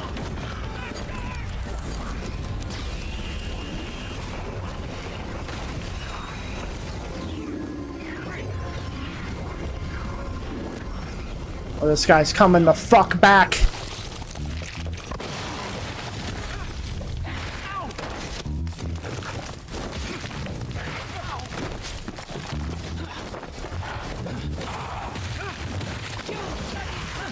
I think I have my Let's Plays unlisted now, but I do have a playlist on my channel, my YouTube channel that leads to my old Let's Plays. I made them when I was like 14 and I had mono. So they're pretty bad. They're pretty bad. I did fuck. I did Super Mario Land. I started Silent Hill 1, but I didn't finish it on the Let's Play. I played the whole series. I started I Want to Be the Guy and I gave up.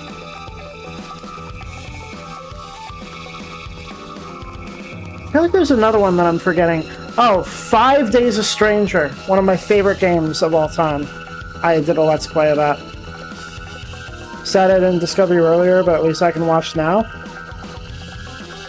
Man, I've been streaming for so long. I don't understand why. I mean, when I first started streaming, I did webcam streams where I would like point the camera at the screen because I couldn't afford a capture card. And like I did that for console games occasionally when I really wanted to stream them. I started on Ustream, then I went to livestream.tv, then I went to Justin TV, and now it's Twitch TV.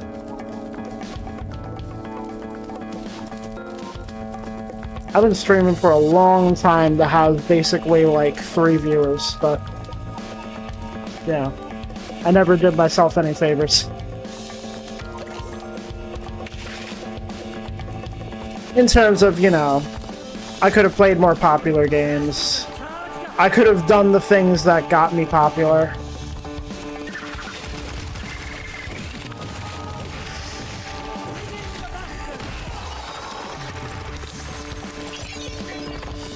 Working on a budget law, I literally sell the Blue Yeti mic and only one monitor. I just bought a Blue Yeti mic. It's a pretty good mic.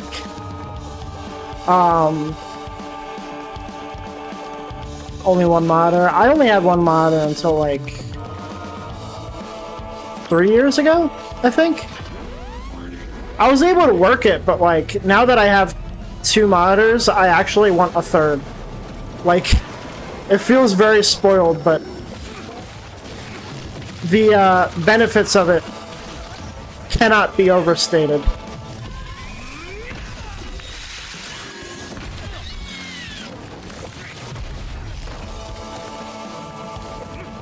Had 2, but I could only ship 1 to America when I moved, unfortunately. Ah, man.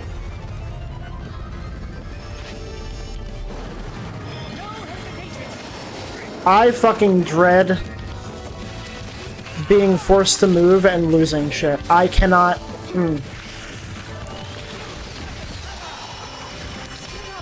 I've never...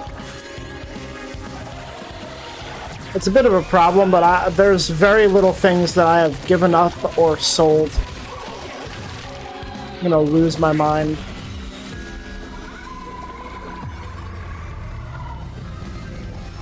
Probably a very privileged position to be in, but it's the truth.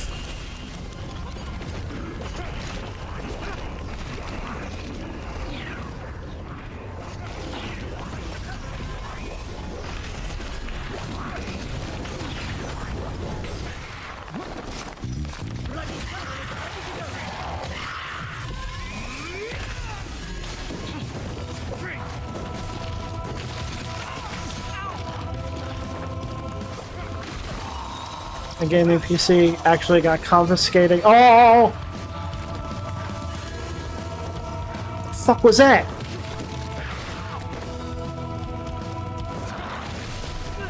Help. You're gonna turn a 3rd time, aren't you?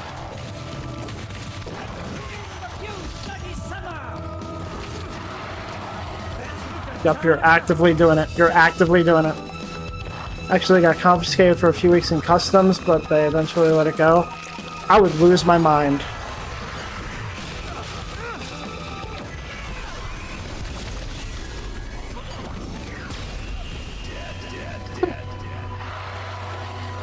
Fucking guy.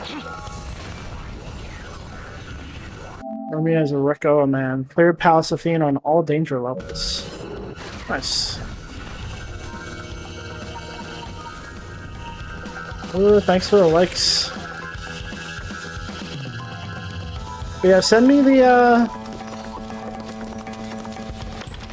link on Discord, I guess, since I have you on Discord. Or tell me what to look up. I'll check out your video.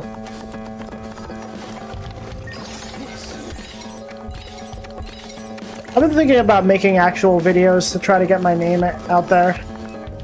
Is it okay to DM? Oh yeah, of course. Not exactly. My DMs aren't exactly exploding. I've been thinking about making actual videos. Reduces bastard cooldown time by 30%. That's really fucking good. Because I feel like it's the best way to get your name out there, to get people watching you on a regular basis. I cannot get my name out there streaming whatsoever. I'm scraping by. I've been streaming for so many years, and I've gathered like just a couple fucking people. But like I don't consistently have ideas that I want to talk about. I do, but I don't. But also sometimes when I have ideas and I write them down and I make a video about them, the video ends up being longer than I thought, and it actually like ends up actually being almost a video essay. So maybe I'm underestimating how many ideas I have.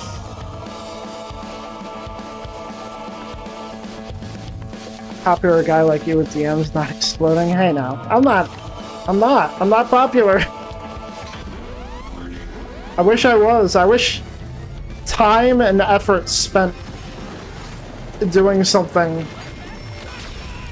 led to popularity, but it does not. It's not like I actually want like popularity. I like having people watch, having people to talk to. I like showing people new things. Like, I play so many obscure games. I'd love to just show people the games that I love. And, oh my god, I'm gonna die!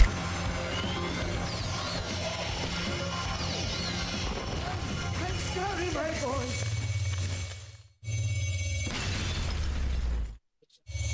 Like, there's so many horror marathons I've done where I've done, like, games I played a bunch of times before, and I'm like, oh man, I can't wait to play this game again, and I hope people join and watch. And then nobody does, because I don't have viewers. It's just like, oh man, I'm playing this for myself, I guess. My problem is I have too many ideas and I have to force myself not to cram too much into one video. I get that. Oh god, I've opened up too much to the level and now my shit's lagging. The frame rate's dropping.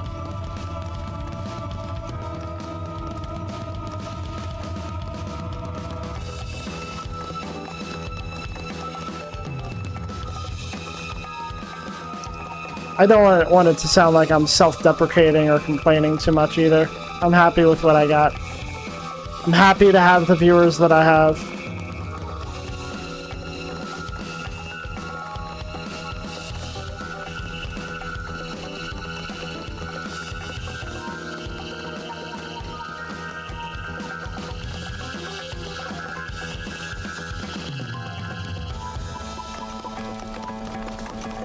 One game I definitely plan to record is a game called Grounded. It's one of my favorite games of all time. See, maybe also that's the answer, is like those games that I go to stream that I'm like, oh man, I really want to show this game to people. Maybe I should focus on editing those into videos, like digestible videos for people to watch.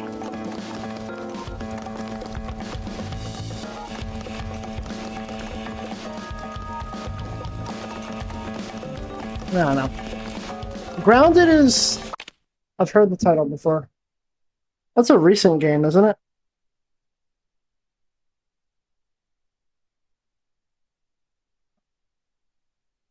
Yeah, by Obsidian. It looks good.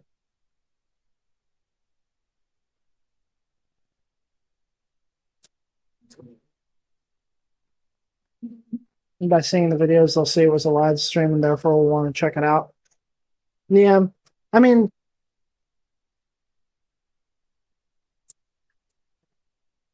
all my live streams are videos. Now that I'm doing YouTube, like, they're being automatically turned into videos. It's just they're not digestible. And if you ask me to edit them down, it's like I don't know what to take out and what to leave in. Like, there's, and I guess the hardest part of streaming, something I'm still struggling to get used to, is, talking when nobody's there. I bring this up a lot. I bring this up so much, but it's hard for me. I feel like it's partially crippled. I'm partially crippled by my autism, I believe. It's hard for me to get myself to pretend like nobody's there. And in order to get viewers, especially on Twitch where they don't tell you if people are watching you for like 10 minutes or 5 minutes or something, it's hard for me to pretend to talk to nobody or to fill up empty silence. It feels fake, and I don't want to be fake.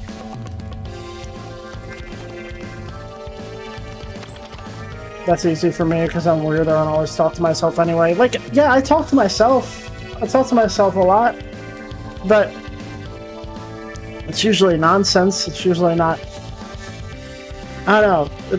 I have a problem with feeling fake, you know? That's another reason I'm true to myself, and I only play what I want to play when I want to play it. I don't play shit like fucking Fortnite just to get viewers or anything like that.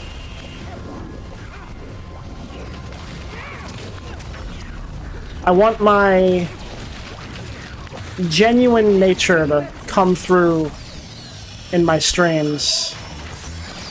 I'm fucking dying.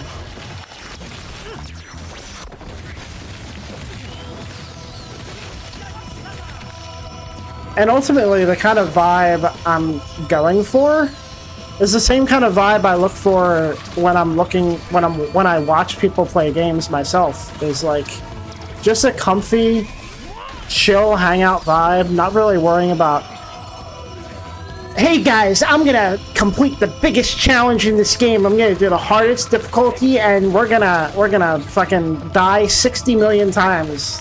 I don't know.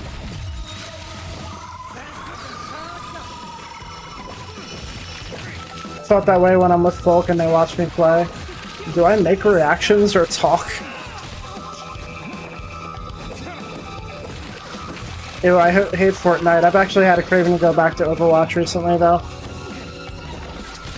I think I've said before, I've sworn off of online games, because I used to get too addicted to them when I was younger. And also, I spent too much time playing them instead of single-player games on my backlog. But I did play approximately 2,000 hours of Overwatch 1. Well, I guess it's all Overwatch now. It's, you know. But yeah, I liked Overwatch a lot. But me and the person I was playing with had a falling out, and then I lost access to it, and it broke the addiction.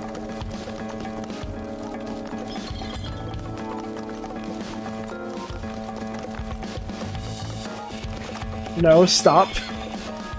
What? It's all Overwatch now? It is. It's Overwatch.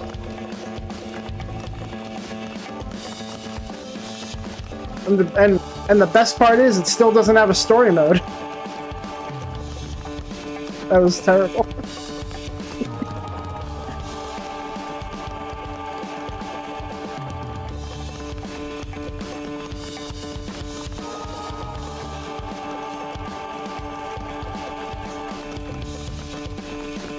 Oh man.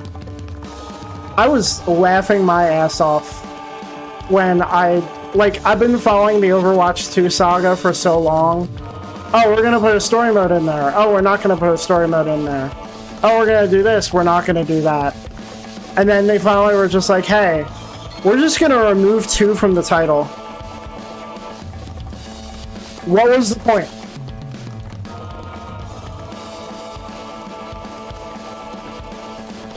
Do you remember who you used to main? I remember I stopped playing. Well, I had access to the game ceased. And I stopped playing right before they released the hacker girl. I can't remember her name. She looked really cool. I wanted to try her out, but I never got to. I used to main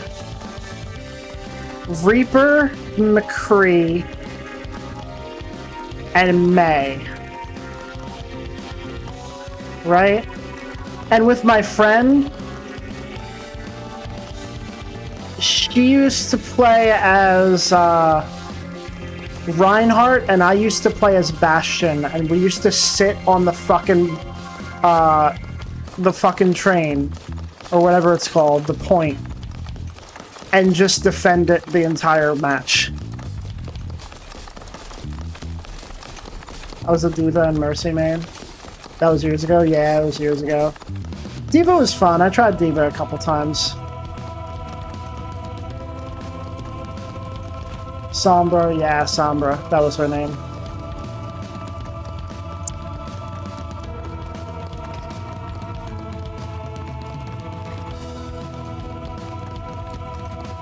I never got the healing. I never got healing at all.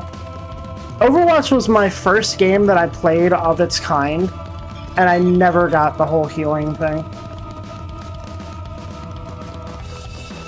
Ed here was Genji, D.Va, and main. Of course you were fucking Genji.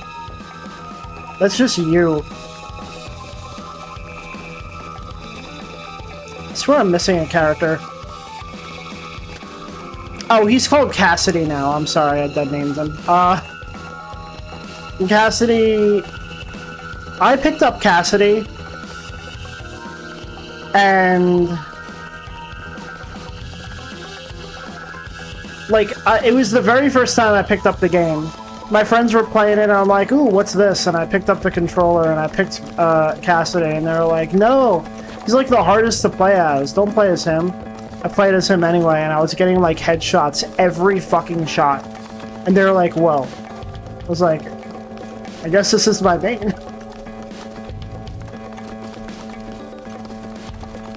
Here the Lies only ever liked Anna. Anna looked good. I never got to play as her. Hey, I took pride in barely saying I need healing. D.Va was actually my awakening that I might actually be a girl while I was like, oh wait, I want to look like that. That's a mood, dude. That's a mood. What am I doing? Where are the doors? One of the craziest realizations I've had as I explore these feelings that we talked about last night is like the way that I look at girls sometimes might not always be attraction, but it might be like subconsciously. I wish I looked like that. I wish I could wear that. I wanna do that, all that shit. That was a crazy realization that I had not too long ago.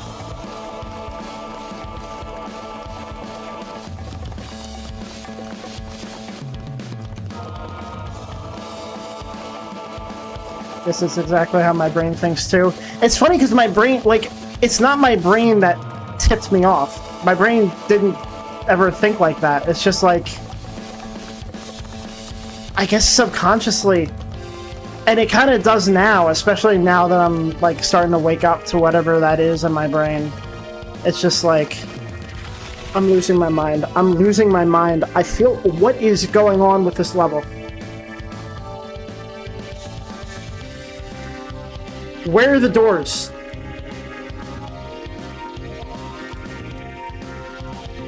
What happened?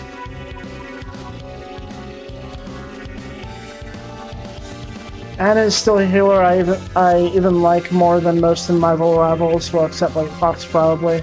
Mainly because she was strategic and I could fight back dives. Rose playing the backrooms level. I swear to God, there were more doors before. And there's no way forward. Alright, let me slow down. Let me take this in. I'm like losing my fucking...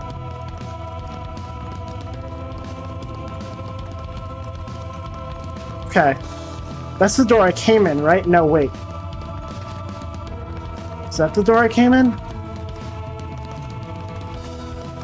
The fuck? Speaking of which, have you seen the Backrooms trailer? It looks absolutely insane. It does. It does. I really didn't follow any of the Backrooms stuff that Kane made. I heard about it. And it looks cool. I just never took the time to check it out on like YouTube and stuff. And it looks really cool. It sounds like the movie's probably gonna be good.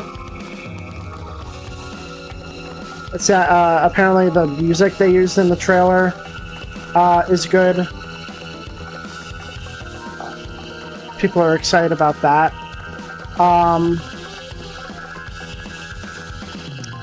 I think this is the exit. I'm going to believe that this is the exit and just get the fuck out of here. Holy shit. I feel like I'm losing my mind. I was a huge fan of the Backrooms back when, hold on, I'm talking while all that fucking noise is going on. I was a huge fan of Backrooms back when the concept was first introduced. I believe it was on 4chan.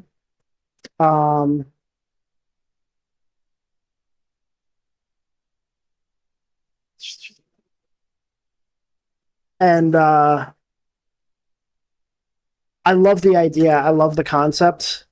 And I've been loving seeing the liminal spaces come out. I love the liminal space games that they're coming out with. I think I played one or two. I want to play more of them on stream, like do little explorations.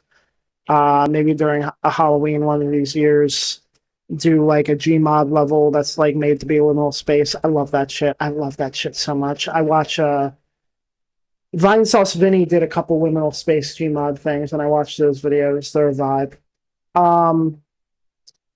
One thing I don't like about the Backrooms, and I'm willing to watch the movie. I'm willing to check out what Kane has done with it. You might know what I'm about to say.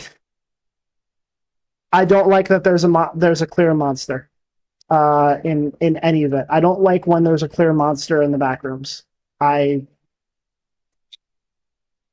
It doesn't absolutely ruin it for me, but I think it is just superior when there isn't, personally. And I feel like we've lost sight of the Backrooms that don't have a monster. Just I don't know. Can't hear Losing My Mind and not hear the Evil Within, but I need to finish Evil Within. Also, I love the Backrooms, but I'm also an SCP fan and Otherworld Folklore Sublime, so yeah. I don't always like everyone's additions as they get a bit much, but I did like the One Boyo's video and a lot of that kind of brought in the show. I think the scariness comes from the loneliness and emptiness. Abso-fucking-lutely. What was it? There's a Mario 64 ROM hack that I want to play at some point. I think it's called B3313. I keep putting it off every Halloween because I keep running out of time, but I want to do it so fucking bad. It looks so fucking cool. That, and if you've ever heard of... It's a Doom mod. It's called myhouse.wad. I've tried to get... I sent this shit to like 5 or 6 of my friends. None of them fucking opened it. Like 2 of them asked me if I was hacked or something. But That shit is so cool. It is kind of based on a book called House of Leaves. And that's all I want to say. Don't look up anything about it, just play it. It's so fucking cool. It's a Doom 2 mod or WOD or GZ Doom, actually. GZ Doom. It's called myhouse.wad. Def depends, my brain just thinks it as off either side. Well, yeah, I mean, like, with the monsters, it's fine. It's okay. Like, it doesn't fucking ruin it. On one hand, I prefer no monster in the OG spaces. On the other hand, the further you go with the idea of worlds, etc., it starts to go into folklore's ideas, which then feels weird to not have anything living. Yeah, I feel that. I can actually lucid dream and quite often visit liminal spaces when I sleep. It's awesome. I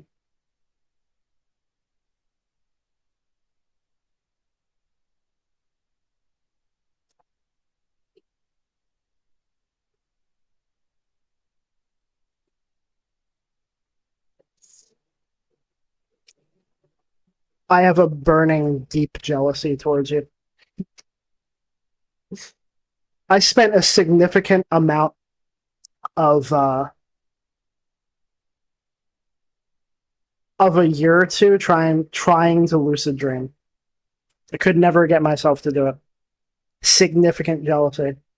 I want, if I had control over my dreams, bro. Oh my god.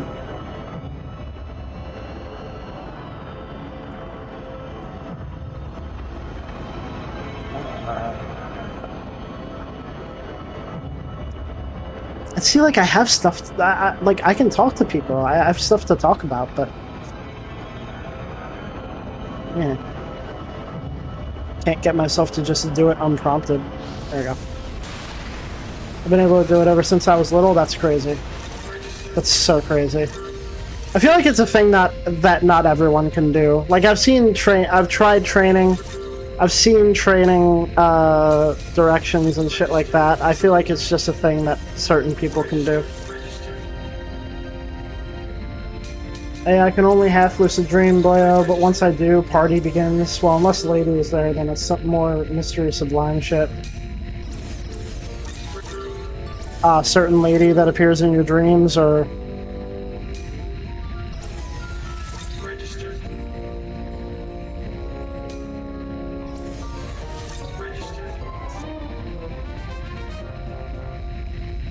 I would have many ladies appear in my dreams if I was able to control them.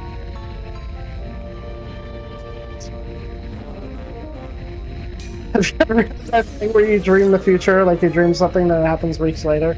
I feel like I've had that once or twice. Definitely some kind of premonition shit.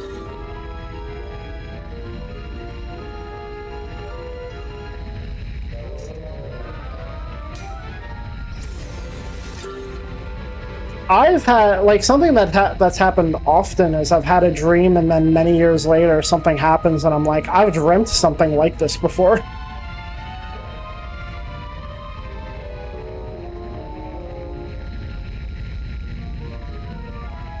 Crazy shit on that lady, by the way, since me brought that up. I keep forgetting I can use the boost to get through. Do a barrel roll, use the boost to get through. Trust your instincts. The very first lucid idea was her warning on Kid Me riding my bike. Huh. I had visions randomly too, like I had a vision my husband would get in a car accident and when he did it was crazy. God damn. Didn't think much of it, but a month later I was riding and things felt weird, like deja vu weird. Interesting. Oh, I love this music. Whoa! Holy shit!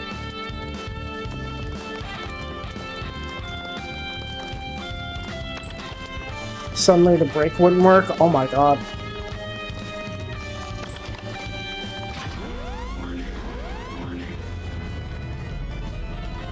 heading into the highway, so I remembered she said to lean dive down. Oh.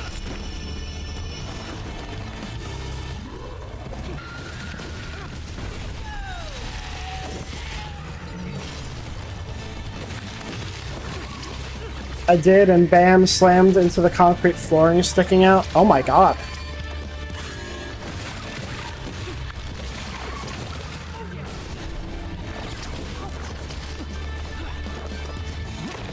Oh no, they're pinning me against the wall?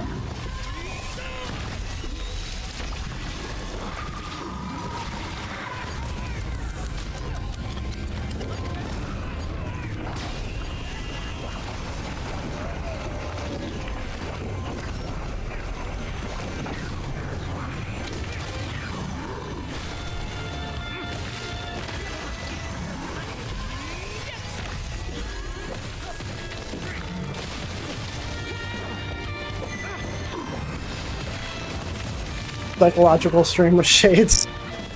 Why did you moan that? Why not?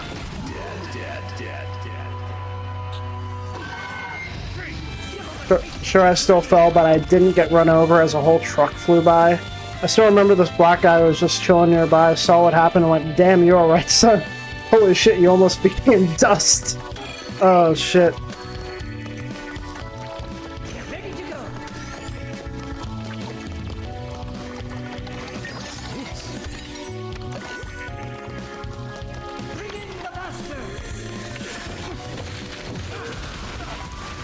Yep.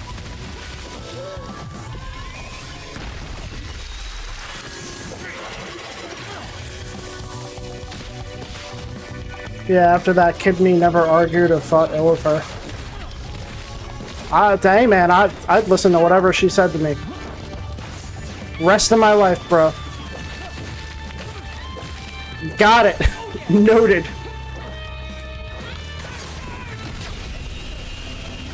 Ooh, that was sick.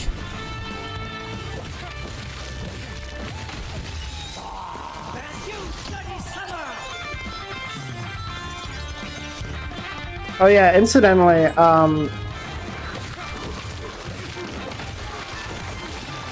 Ed, you saw the poll in the chat on the Discord. You didn't vote on it. Meepope, I don't know if you saw the poll. Hypothetically, in a situation that may happen sometime in the future, maybe a couple months from now, if I were to have to stream at a different time, which would work better? Earlier in the day, or even later than I already do? Because that may be an inevitability.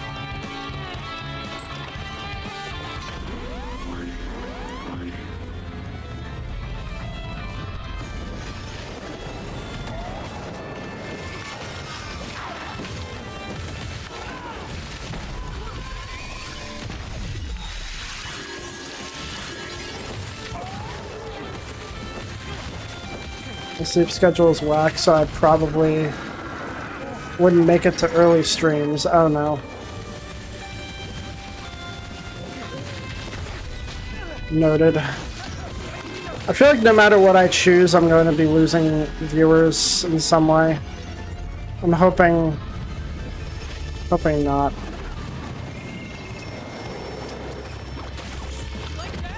It does feel like the early streams would probably work the best for what's happening, but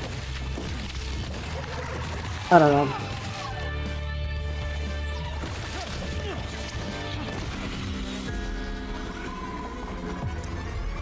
Don't mind either though. I got more time early now unless some BS happens. Gotcha. I could set an alarm for the stream. Aw.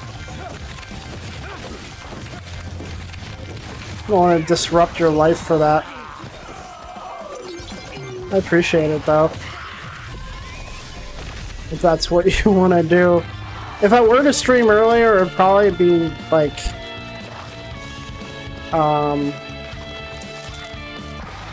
You said Tennessee. I feel like we have basically the same it's 2:30 a.m. for me now. It would probably be close to like 11 a.m. noon, because I would have to stop streaming at about 3 p.m. No, 2:30 p.m. to get to work, to leave and get to work on time.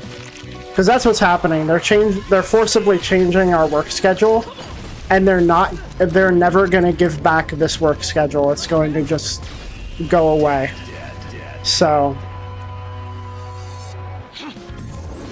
yeah, just cool for all us employees. Just have to change our entire lives to fit, but you know, you're my favorite streamer, I would definitely do that. Plus it would fix my sleep schedule. Fair enough.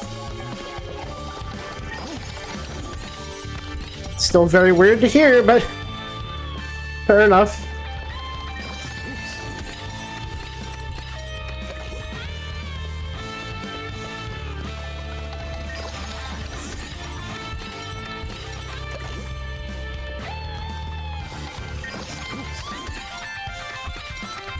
Sorry, my bad. No, it's weird in a good way. Don't stop. You're fine. Don't stop. I'm just not used to it. I don't think anyone's called me their favorite creator of anything since I've made art my whole life.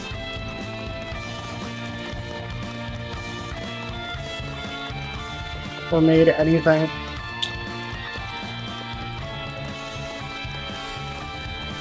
There's a little bit of, what is it called? Imposter syndrome? When, like, you don't really believe what you're doing is that great. I even bestow the highest honor to a streamer and eat my food to your streams.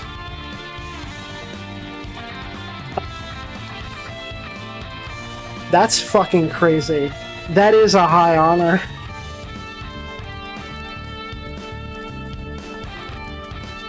I definitely have YouTubers that I dedicate my food to. Holy shit. Like, mostly, What are you standing around for? there's my comfort YouTuber, which I feel weird mentioning who it is. He had some allegations against him that he beat. I'm 90% sure. And seems to be doing well for himself, and he's always been a comfort YouTuber for me. But also, like, when one of my favorite Zelda theorists uploads a video, automatic, that's what I'm sitting and eating food to. Or there's this one streamer, no,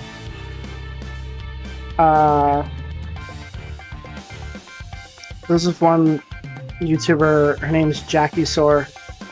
She's been doing Let's Plays of games, and like, when she plays games, she gets so emotional at like everything that happens in the story, and it's so, especially for games that I've played before, it feels really good because I go into the emotions with her.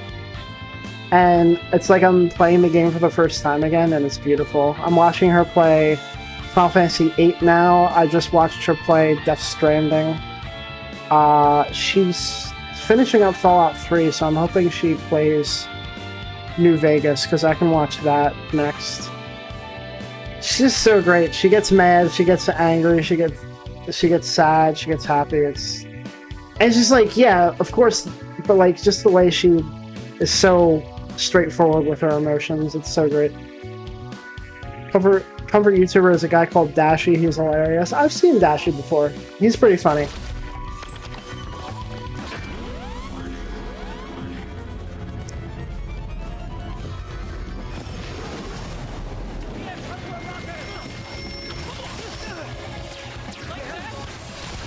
Oh my god.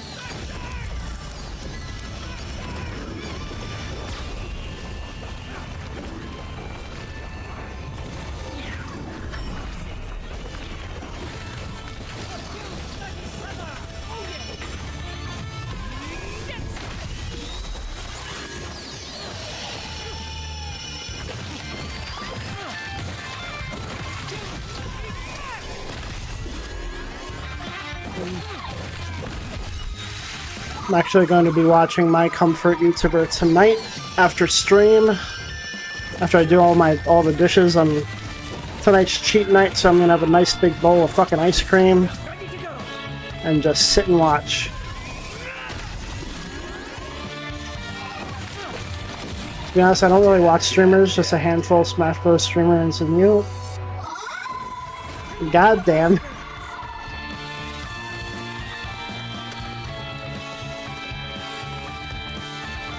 I don't really watch streamers that much either. There's this one guy who I ran into playing Drakengard 3 on TikTok, and I've kind of been hooked on him. I don't agree with a lot of his opinions sometimes, but like, I don't know, he's got a small community. We kind of started talking, and whenever he's online, I try to catch him. He recognizes my name, it's cool. He's a nice guy. And that journey he took with Drakengard 3 was just so, like, reliving it with him was so cool. I was there when he finally beat it. I loved your streams as soon as I joined the first one, that Mario Kart World one. That's crazy, because I feel like I wasn't really doing much with that stream, though. Like... There were some Mario Kart streams where I was losing my, like, when I was going through all the missions in the game, I was losing my goddamn mind at some of the missions. But I had nobody watching, so it's like, I was just screaming to the void.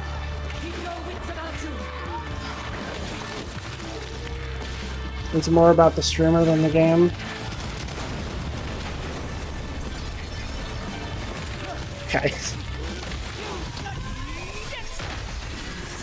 Okay.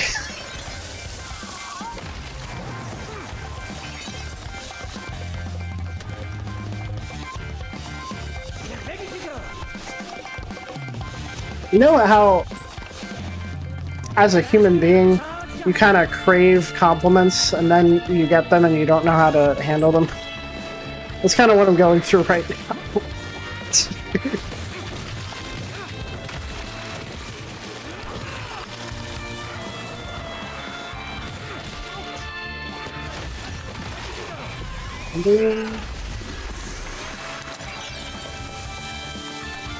Damn, I'm getting so much flosion from this though. Holy shit. I gotta look up what that key does. Here, let me balance it out. Oh, grr, I hate this character. Grr. There we go. Well, I don't get hate either. I certainly never get... Oh, that's diabolical! Oh, shit! I don't normally get compliments, but that's only because I never get viewers, I guess?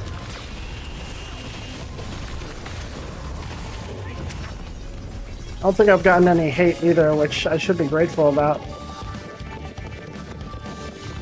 Perhaps that's the bullet I'm dodging by having no viewers, is I get no hate. Even when I post the cringy shit I post on TikTok. I feel like if I was a streamer, I'd get excited at seeing the same names. I feel like I'd be waiting for them to join now. Low-key, yeah, yeah. Yeah, that's exactly how it feels.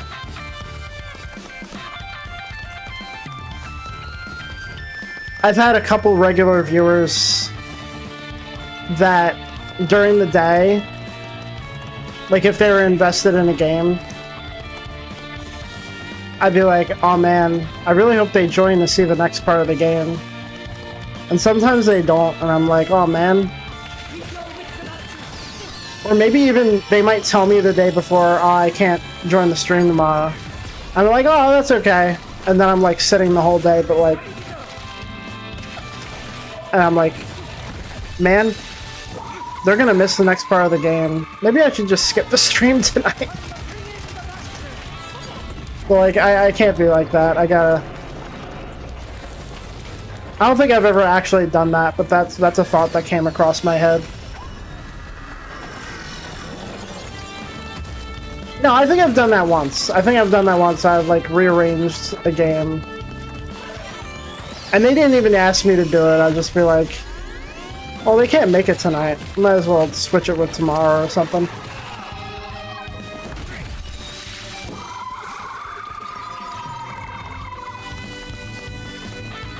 Usually the only reason I don't join is if I'm sick, which unfortunately is quite often, or if I'm editing. It's all good. I'm familiar with chronic sickness. It's a common thing in my family, so...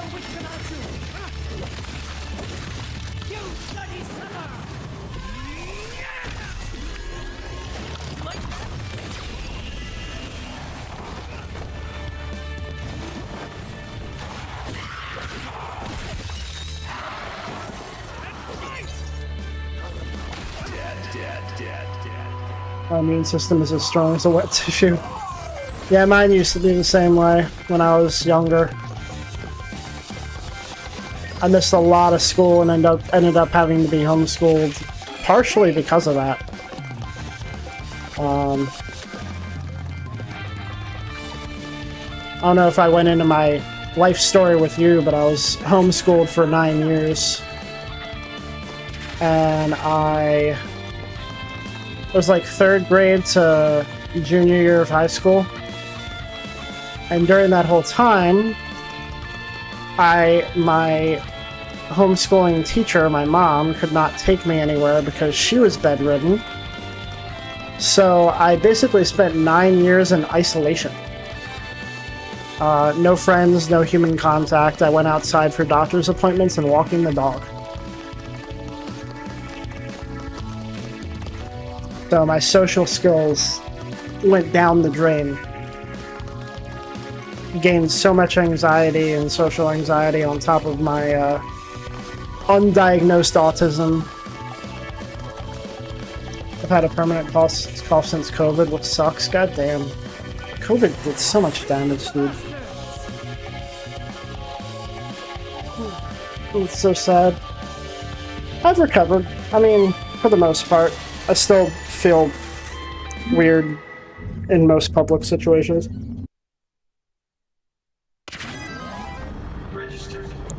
And now I'm kind of a leader of a friend group of many people, so I've definitely recovered. But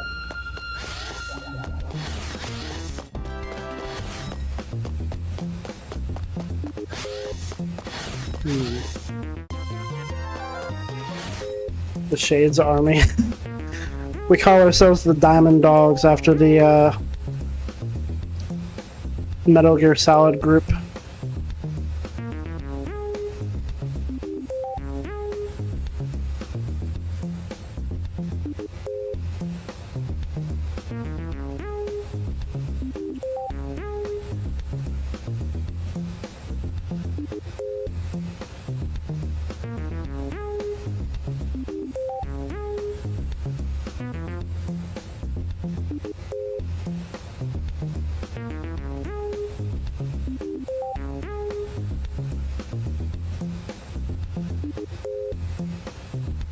Let's see.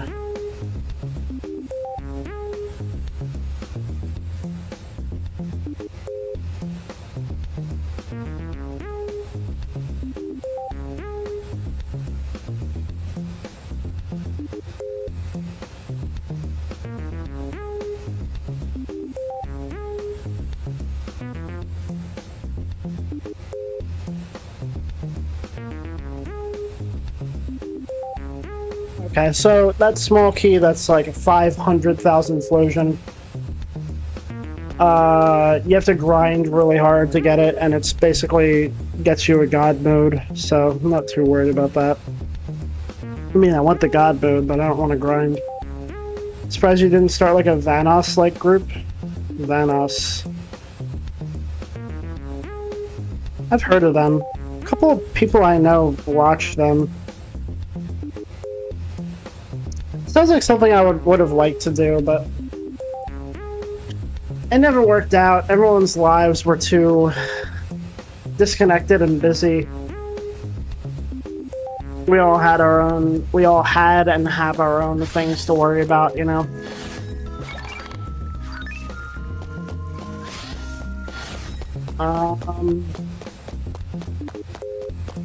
Yeah, I guess I don't have to worry about saving money, so let's go over here. I have so much Flosion. Hold up.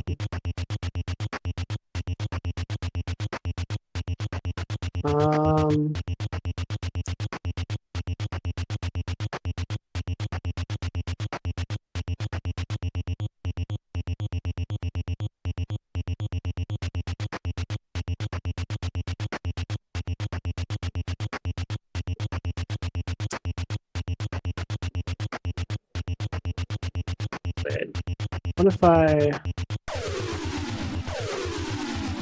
No, I can't. Some of my friends have kids now, and I'm just like, which Lego game should I play today?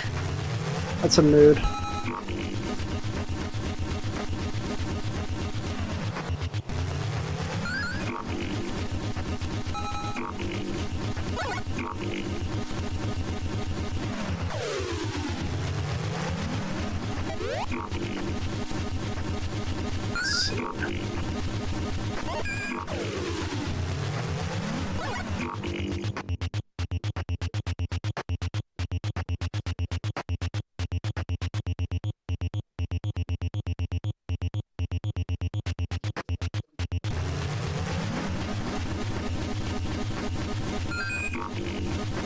What am I missing out on if I don't get this one over here?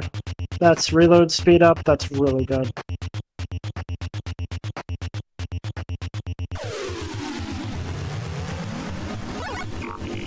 Speed goes crazy, it does.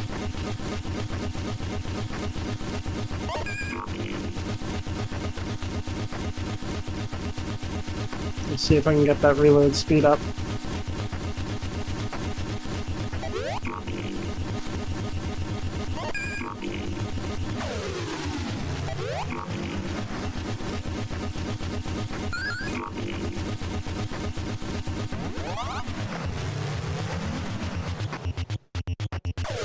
Blood charge capacity up.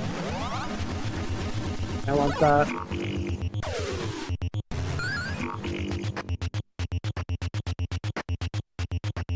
We got all that.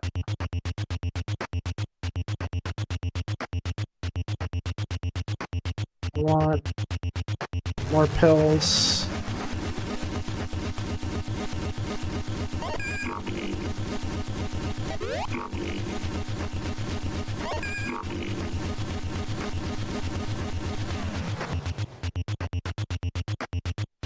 Basically, attack power up. Let's get it. Good shit.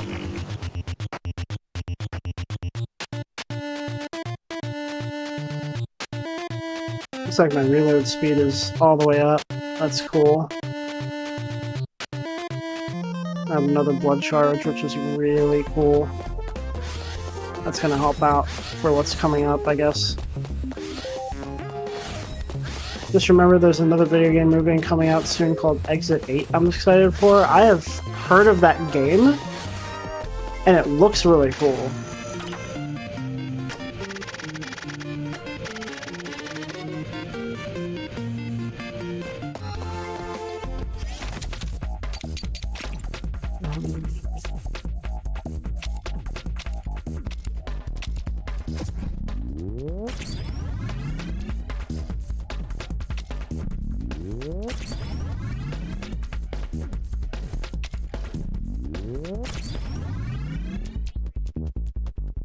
I'm so close to level max with the spear, holy shit.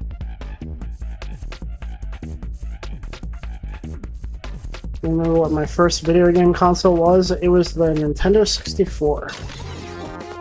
I got the special Donkey Kong 64 edition, the transparent green one, and my first games that I ever watched played were Ocarina of Time and Final Fantasy VII. My brother played them.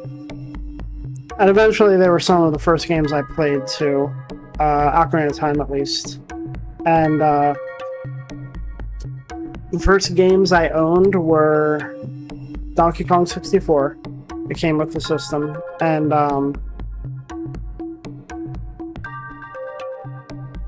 the Rugrats board game on Nintendo 64.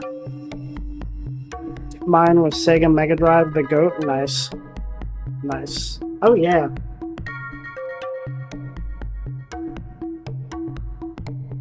You're from over there. I feel like Mega Drive was more popular over there.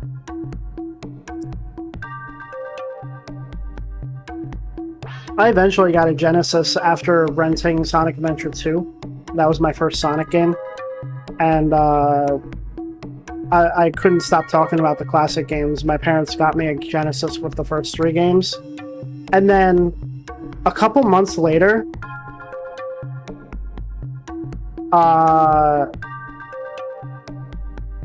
they got me, a couple months later, Sonic Mega Collection came out. I shudder to think how much money they spent on the Genesis. I mean, back then, stuff like that was pretty cheap, to be honest with you. Didn't know that. I thought it was popular nationally. I mean, I could be mistaken. I didn't...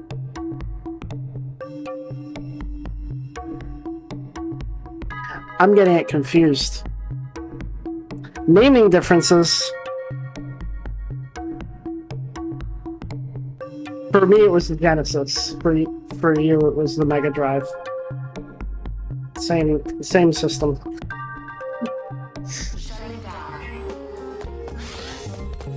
What was I thinking of?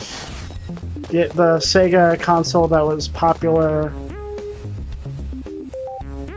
It was Master System. Master System was not super popular in America.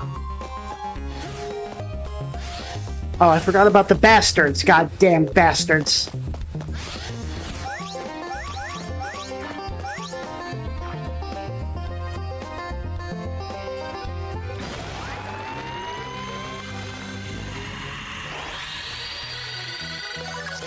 Amanda, innately rootless.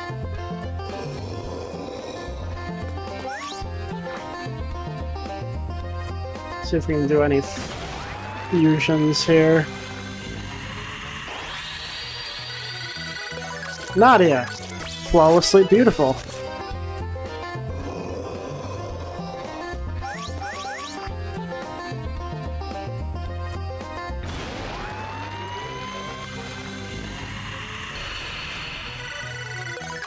Charles, stingy. I wish I had a Saturn. I'm like such a poser Nights into Dreams fan. I've never played the original.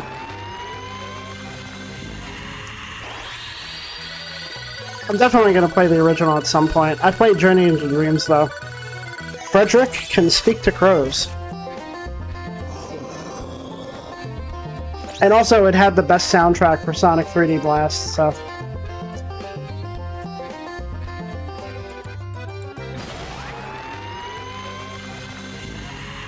Damn it, it's almost 3 o'clock.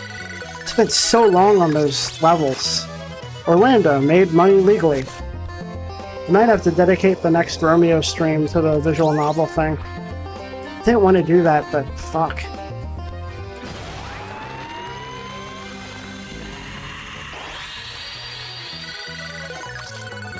George just learned Chinese. The first game was Sonic 2. My dad has a video of tiny me slamming the buttons with my fists. Oh my god.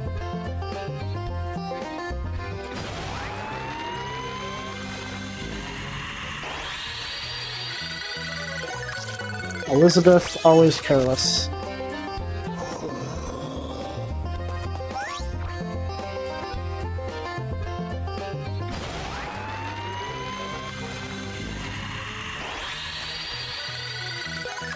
Jeffrey, sensitive to smells. I bet he is.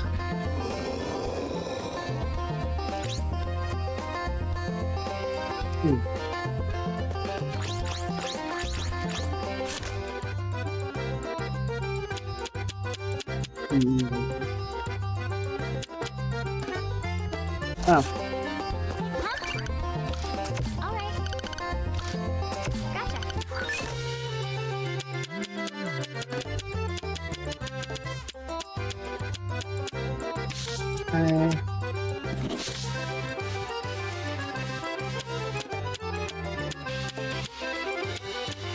Mana Bloom. Strongly attracts enemies to the position where it is generated, disappears after a certain amount of time, or after receiving a certain amount of damage. Every bastard attracts enemies to some extent, but this mana user's pool is on another level. Also, it's apparently like super durable. Maybe that mysterious aura is the secret to its power?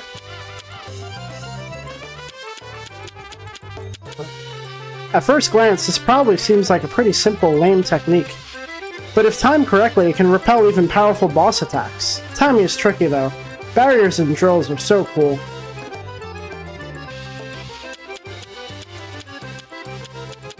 Let's see. Last two is Deadly Bowler and Sweeper Beam. And Frostbolt and probably this one. Ay, caramba, ass music. Deadly and Sweeper. Let's see if I have that.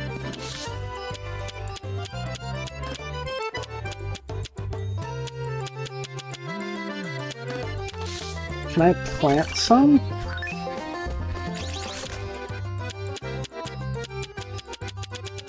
Shit, I might have to make some. How do I make Sweeper?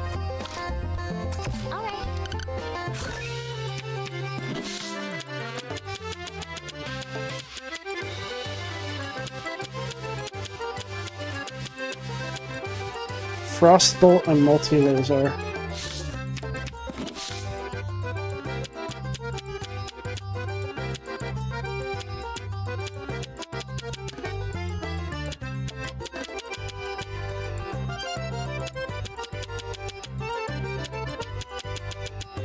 Do I have a multi-laser? Her voice is cute, it is.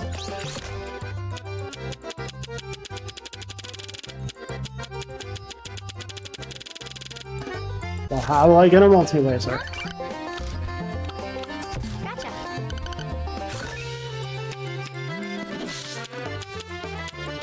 Nosferatu and Frostbolt. Got it.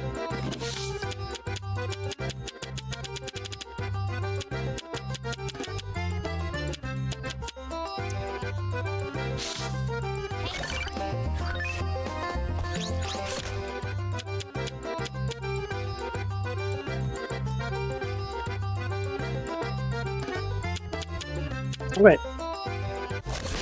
I can make a purifying zone already. Because I have a seed for it. But let me just... let's see what happens.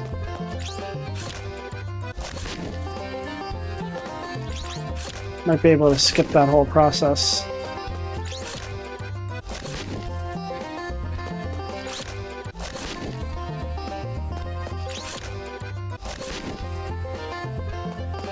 Okay.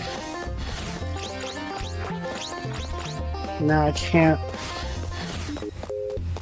plant anything else. Man, alright, let me try a couple attempts at this real quick. How many are we in? Let's see. 1, 2, 3, 4, 5, 6, 7, 8, 9, 10, 11, 12.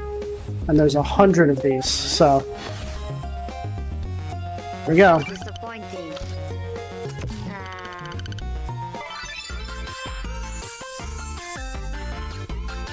Okay, here we go. Alright. 2. 3.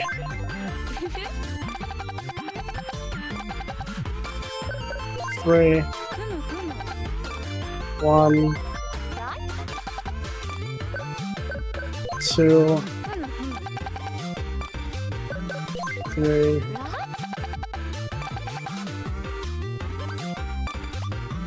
1. 3. 2. 1.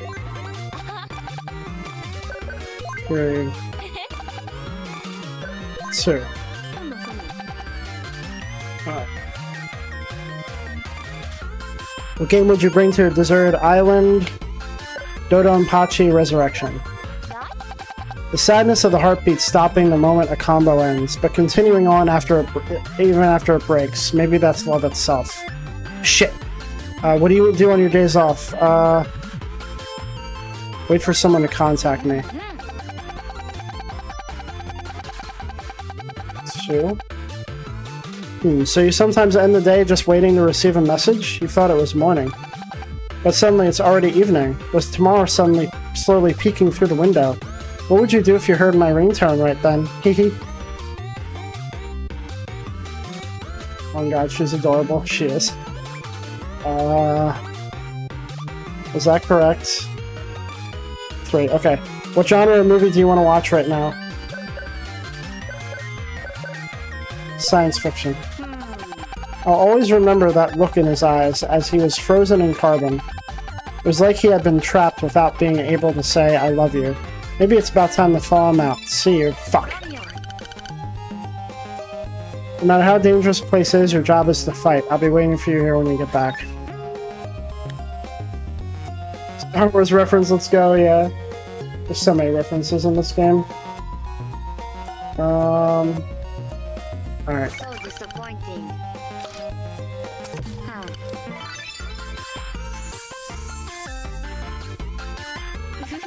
Let's get started. 2. Yeah. 3.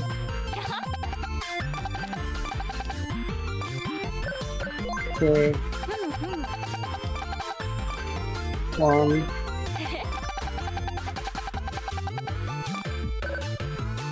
2. 3.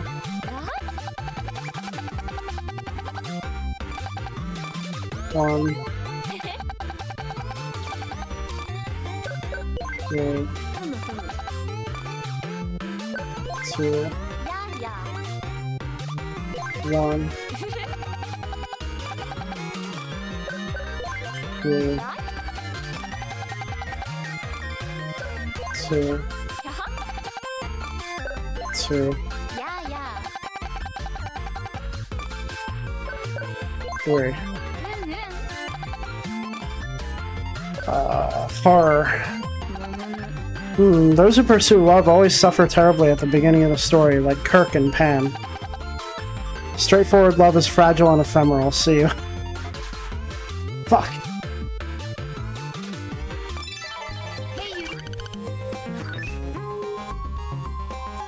Yeah, alright.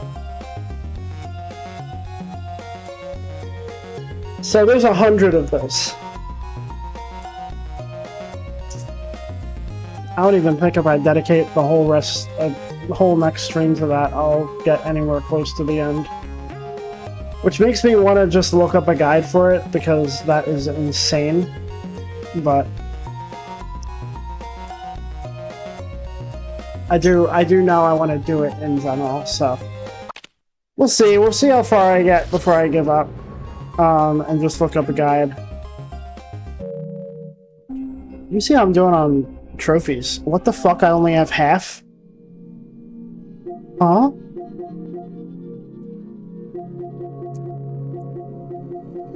So many hidden ones. Squashed all emeralds. Retrieve 1,000 space debris. Ate the orange chocolate or above and cleared the game. Spoke to every member of the Space-Time Police. Accessed the Nirvana TV for the first time. Suffered damage from an exploding metal barrel. Fired 100,000 emerald flosion. Cultivated one bastard. Summoned 777 bastards. Romeo's a lucky man. Romeo's a leash man. Defeated at least 4 enemies at once using bastards. Expanded your garden to the max. Said goodbye to a bastard. Romeo's a novice man. Defeated a total of 100 enemies. 500 enemies. 1,000 enemies. Tech man. Death conversion. Romeo's a storm man. There's 3 enemies at once. 100 weak spots. Romeo's a sharp man. Took on the Room of Trials 10 times. Rakoa man. Flawless, man. Defeated a boss without taking any damage. That's crazy. Recovered all your HP using Bloody Summer. Defeated an enemy while suffering from the weak knees status ailment. Maxman all of Romeo's parameters. Maximized all parameters for one weapon. Armed Man unlocked all weapons, all badges, all field notes, all pennies. 5% of players earned. Let's take a look. Weird boss rush.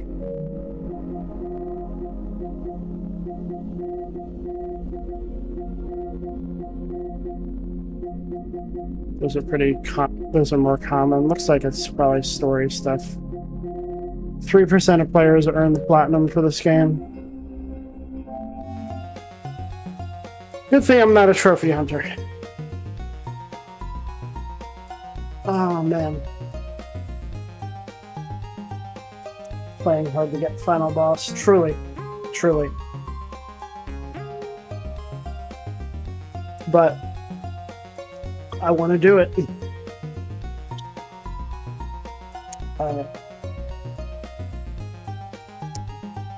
But that is it for tonight. Oh shit, I was about to put that in a cup of water. Make sure I finish that. That's it for tonight. I have to go to bed, unfortunately. I am tired anyway, so great stream as always. Thank you.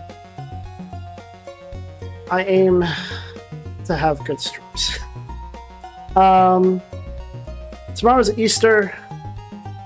Me and my girlfriend are going out to have a family dinner. We're hoping to not be too tired afterwards and then play some Pokemon. But that's no promises. I really hope we can. And then we'll be back here on Monday to do this visual novel shit. We might finish the game on... Well, I'm not going to say that, because whenever I make predictions like that, it doesn't happen. This week is weird. Friday and Saturday, my girlfriend's going to be gone. So, I can't play this, because she'll fall behind, and that won't be very fair to her. We can't play Pokemon because she won't be there. I'm gonna figure something out. I have some ROM hacks that I've had sitting for a rainy day that I might want to play. I could also do Sonic Racing Cross Worlds, but I feel like that won't feel like progress. It will be, but like not the kind of progress I want to do, like finishing games and stuff like that. So. Hope the family's well. Yeah, everything's good. Thank you. Yeah, just gonna go out and have dinner. It's gonna be an early dinner, thankfully, so we should have time to stream. We should have time to play Pokemon, but we shall see. Yeah. I will update the Discord as soon as I know what the plan is for that Friday and Saturday. Until then, until tomorrow or Monday, have a good night. Thank you for watching. Thank you for joining. And yeah, have a good night. Just switch the screen before I turn rest mode on because it does stupid shit.